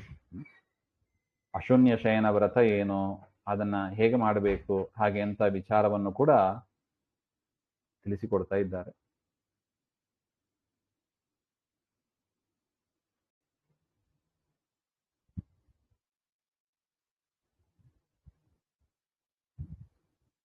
ಛತ್ರದಾನ ಯಾಕೆ ಮಾಡಬೇಕು ಎಂಬ ವಿಚಾರವೂ ಬರುತ್ತದೆ. ಒಟ್ಟು ಈ ವೈಶಾಖ ಮಾಸದಲ್ಲಿ ಜಲದಾನ, ಅನ್ನದಾನ, ಛತ್ರದಾನ, ಪಾದರಕ್ಷೆ ದಾನ ಇದನ್ನೆಲ್ಲ ಮಾಡಬೇಕು ಹಾಗೆ ಅಂತ. ಇನ್ನು ಈ ಮಾಸದ ಒಂದು ಹಿರಿಮೆ ಹಾಗೆ ಅಂದ್ರೆ ಅಕ್ಷಯ ತೃತೀಯ ನೋಡಿ. ಅದಕ್ಕೆ ದಾನಕ್ಕೆ ಅಂತಾನೆ ಇರುವ ಒಂದು ದಿವಸ ನೋಡಿ. ವೈಶಾಖಸ್ಯ ಸಿತೇ ಪಕ್ಷೆ ತೃತೀಯಾಯಾಂ ತಿಥೌ ಯುಗೆ ತಸ್ಯಾಂ ಕೃತಯುಗಂ ಜಾತಂ ತೇನಾಕ್ಷಯೇತಿ ಕೀರ್ತಿತ ಅಂತ ಒಂದು 15 ನಿಮಿಷ ಮುಗಿಸಿಬಿಡ್ತೀವಿ ಈ ಒಂದು ವಿಚಾರಗಳನ್ನು ತಿಳಿಸಿ. ಆ ವೈಶಾಖ ಶುಕ್ಲ ಪಕ್ಷದ ತೃತೀಯ ದಿವಸ ಬರತಕ್ಕದ್ದು ಅಕ್ಷಯ ತದಿಗೆ ಹಾಗೆ ಅಂತ. ತಸ್ಯಾಂ ಕೃತಯುಗಂ ಜಾತಂ, ಕೃತಯುಗ ಬಂದ ದಿವಸ ಅದು, ಅದರಿಂದ ಅದನ್ನು ಅಕ್ಷಯ ಅಂತ ಕರೀತಾರೆ, ನಾಶ ಆಗೋದಿಲ್ಲ ಹಾಗೆ ಅಂತ. ಆ ದಿವಸದಲ್ಲಿ ವಿಶೇಷವಾಗಿ ಪರಮಾತ್ಮನ ಗಂಧಮಾಲ್ಯೈಹಿ ಸವಸ್ತ್ರೈಹಿ, ಹೂವು, ಪುಷ್ಪ, ವಸ್ತ್ರಗಳು ಇವುಗಳಿಂದ ಮಧುಸೂದನನನ್ನ ಪೂಜೆ ಮಾಡಿದರೆ ನಾವೇನು ಕೊಡ್ತೀವೋ ಅದೆಲ್ಲವೂ ಕೂಡ ಅಕ್ಷಯವಾಗ್ತದೆ ಹಾಗೆ ಅಂತ. ತೋಯಪೂರ್ಣಂ ಸಹೇಮಂಚ ಕುಂಭಂ ದದ್ಯ ದ್ವಿಜಾತಯೇ ಸಯಾತಿ ಪರಮಾಂ ಗತಿಂ ವಿಷ್ಣೋರಾಯತನಂ ಶುಭಂ. ಯಾರು ಜಲಪೂರ್ಣವಾದ ಆ ಕಳಶ ಕುಂಭವನ್ನ ದಾನ ಮಾಡ್ತಾರೆ, ದ್ವಿಜಾತೆಯೇ ಶಾಸ್ತ್ರ ಸಂಪನ್ನನಾದ ವ್ಯಕ್ತಿಗೆ, ಅವನಿಗೆ ವಿಷ್ಣುವಿನ ಆಯತನ ಅಂದ್ರೆ ವಿಷ್ಣುವಿನ ಮನೆಗೆ ಹೋಗ್ತಾನೆ ಹಾಗೆ ಅಂತ. ಅಸ್ಯಾಂ ತಿಥೌ ಕ್ಷಯಮುಪೈತಿ ನ ದತ್ತಮಿಷ್ಟಂ. ಯಾವುದು ದಾನ ಮಾಡೋದಿಲ್ಲ ಅದೆಲ್ಲ ನಮಗೆ ಕ್ಷಯ ಆಗ್ತದೆ ಅವತ್ತು ಹಾಗೆ ಅಂತ. ಅದರಿಂದ ವಿಶೇಷವಾಗಿ ನಮಗೆ ಯಾವುದು ಇಷ್ಟವೋ ಅದನ್ನ ಫಸ್ಟ್ ದಾನ ಮಾಡಿಬಿಡ್ಬೇಕು. ಸುವರ್ಣ ದಾನ ನಮಗೆ ಭಾರಿ ಇಷ್ಟ ಅಂದ್ರೆ ಸುವರ್ಣ ದಾನ ಮಾಡಿಬಿಡು ಅಂತ ಹೇಳ್ತಾರೆ. ನಮಗೆ ಯಾವ್ದು ಇಷ್ಟವೋ ಅದನ್ನ ದಾನ ಮಾಡು, ಅದು ನಮಗೆ ಅಕ್ಷಯವಾಗಿ ಸಿಗ್ತದೆ ಹಾಗೆ ಅಂತ ಒಟ್ಟು ಆ ಪುರಾಣಗಳ ಮಾತು. ಇನ್ನು ಅವತ್ತಿನ ದಿವಸವೇ ಪರಶುರಾಮ ಜಯಂತಿಯೂ ಇದೆ. ವೈಶಾಖಸ್ಯ ಸಿತೇ ಪಕ್ಷೆ ತೃತೀಯಾಯಾಮ್ ಪುನರ್ವಸು ನಕ್ಷತ್ರದಲ್ಲಿ ಪರಶುರಾಮ ದೇವರ ಅವತಾರ ಆಗಿದೆ. ಆ ಭಾಗವತದಲ್ಲಿ ವಿಶೇಷವಾಗಿ ಇದೆ ಈ ಪರಶುರಾಮ ದೇವರ ವಿಚಾರ. ಭೃಗುವಂಶದಲ್ಲಿ ಅವತಾರ ಮಾಡಿದವರು. ಜಮದಗ್ನಿ ಮತ್ತು ರೇಣುಕಾದೇವಿಯಲ್ಲಿ ಪರಶುರಾಮ ದೇವರು ಅವತಾರವನ್ನು ತಾಳ್ತಾರೆ. ಒಂದ್ ಸಮಯ ಏನಾಯಿತು, ಕಾರ್ತವೀರ್ಯಾರ್ಜುನ ಅಂತ ಒಬ್ಬ, ಅವನು ಹೈಹಯ ದೇಶದ ರಾಜ. 1000 ಬಾಹು ಇತ್ತು ಅವನಿಗೆ.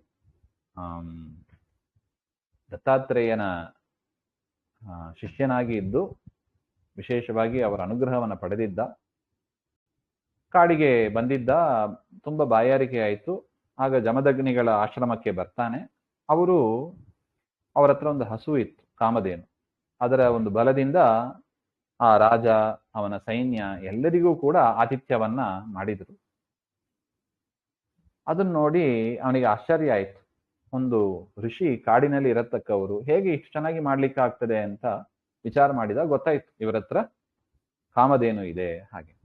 ರಾಜನಿಗೆ ಆಸೆ, ಕಾರ್ತವೀರ್ಯಾರ್ಜುನನಿಗೆ ಆಸೆ, ಆ ಕಾಮಧೇನುವನ್ನ ತೆಗೆದುಕೊಂಡು ಹೋಗ್ಬಿಡ್ತಾನೆ. ಪರಶುರಾಮ ದೇವರು ಆ ಸಂದರ್ಭದಲ್ಲಿ ಆಶ್ರಮದಲ್ಲಿ ಇದ್ದಿಲ್ಲ.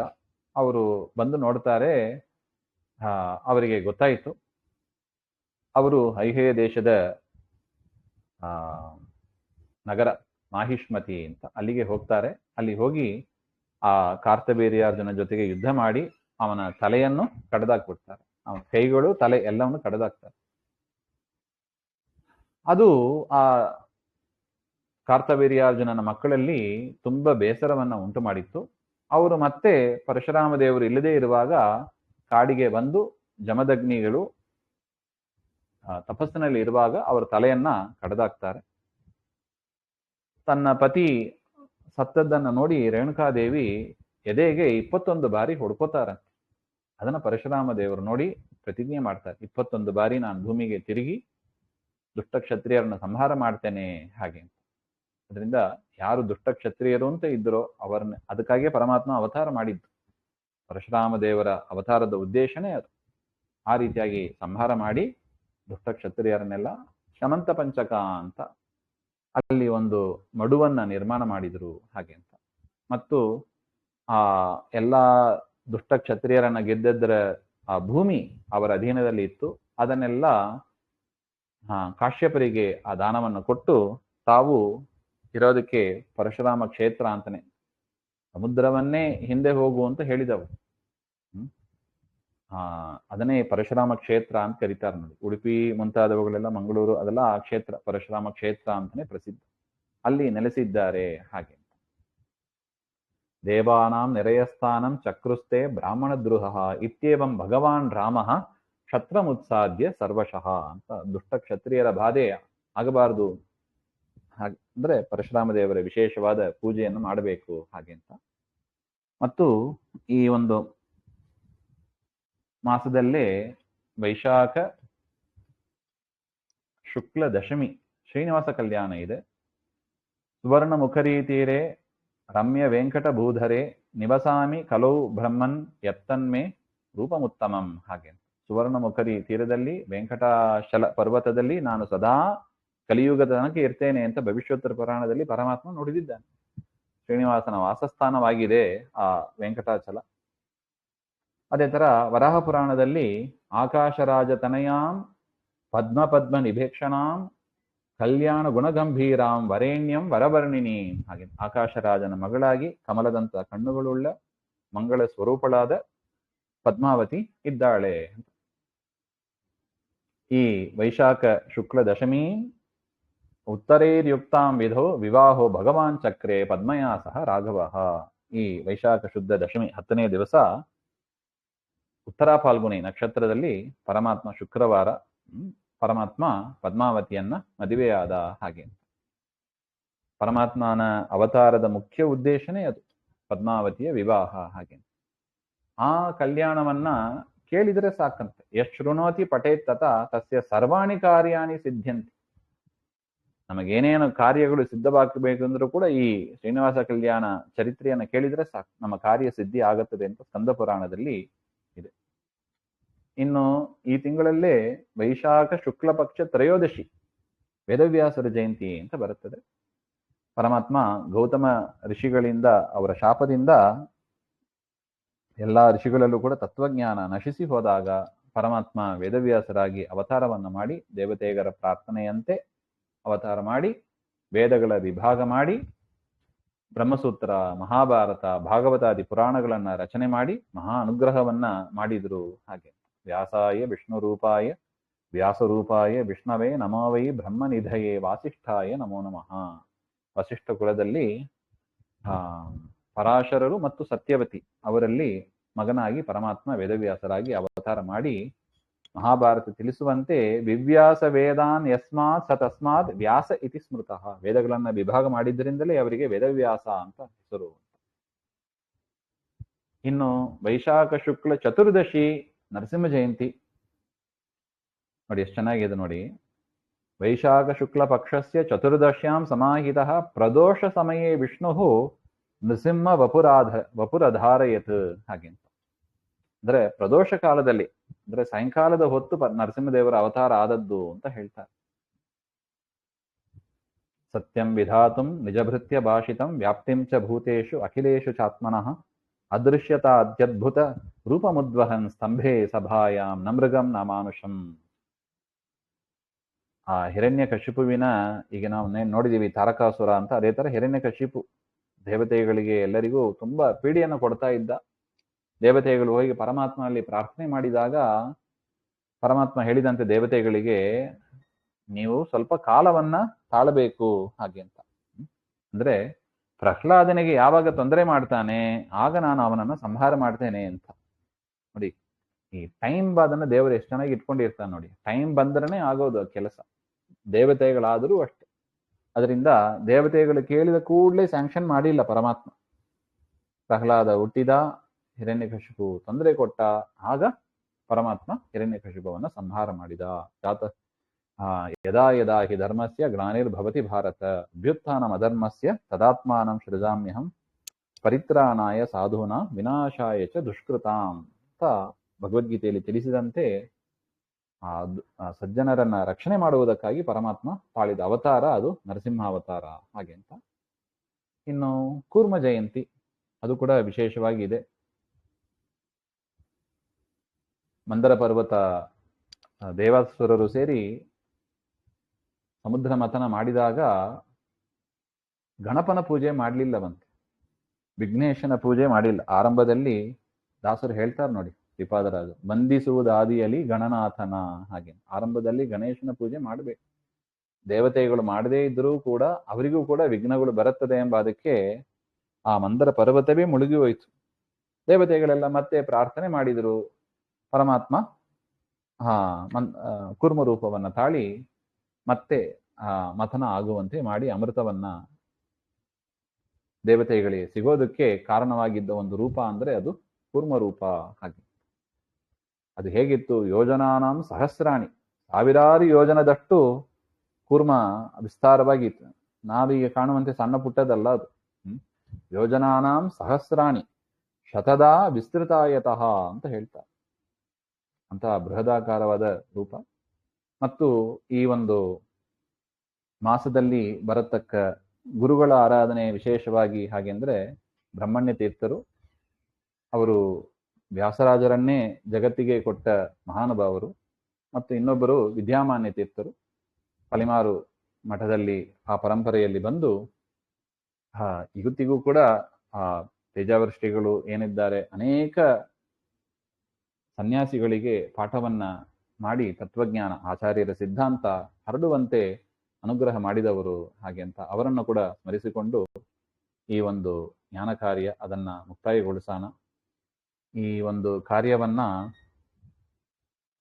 ಆಯೋಜನೆ ಮಾಡಿದವರು ಸತ್ಯನಾರಾಯಣ ಅವರು. ಆ, ಅದರಿಂದಲೇ ನಾವು ಇದನ್ನೆಲ್ಲ ನೋಡಿ ಮಾಡಿ ಪೂರ್ವಾವಲೋಕನ ಮಾಡಿ ಹೇಳಲಿಕ್ಕಾಯ್ತದು. ಅದರಿಂದ ಅವರಿಗೆ ವಿಶೇಷವಾದ ಶ್ರೇಯಸ್ಸು ಆಯುರಾರೋಗ್ಯವನ್ನ ಪರಮಾತ್ಮ ದಯಪಾಲಿಸಲಿ ಅಂತ ಪ್ರಾರ್ಥನೆ ಮಾಡ್ತಾ, ಕೇಳಿದವರು ನೀವು ಇಳಿದೇ ಇದ್ರೂ ಕೂಡ ಈ ಕಾರ್ಯ ಆಗ್ತಾ ಇಲ್ಲ. ನೀವು ಕೇಳೋದ್ರಿಂದಲೇ ಈ ಕಾರ್ಯ ನಡೀತಾ ಇದೆ, ಆಗ್ತಾ ಇದೆ.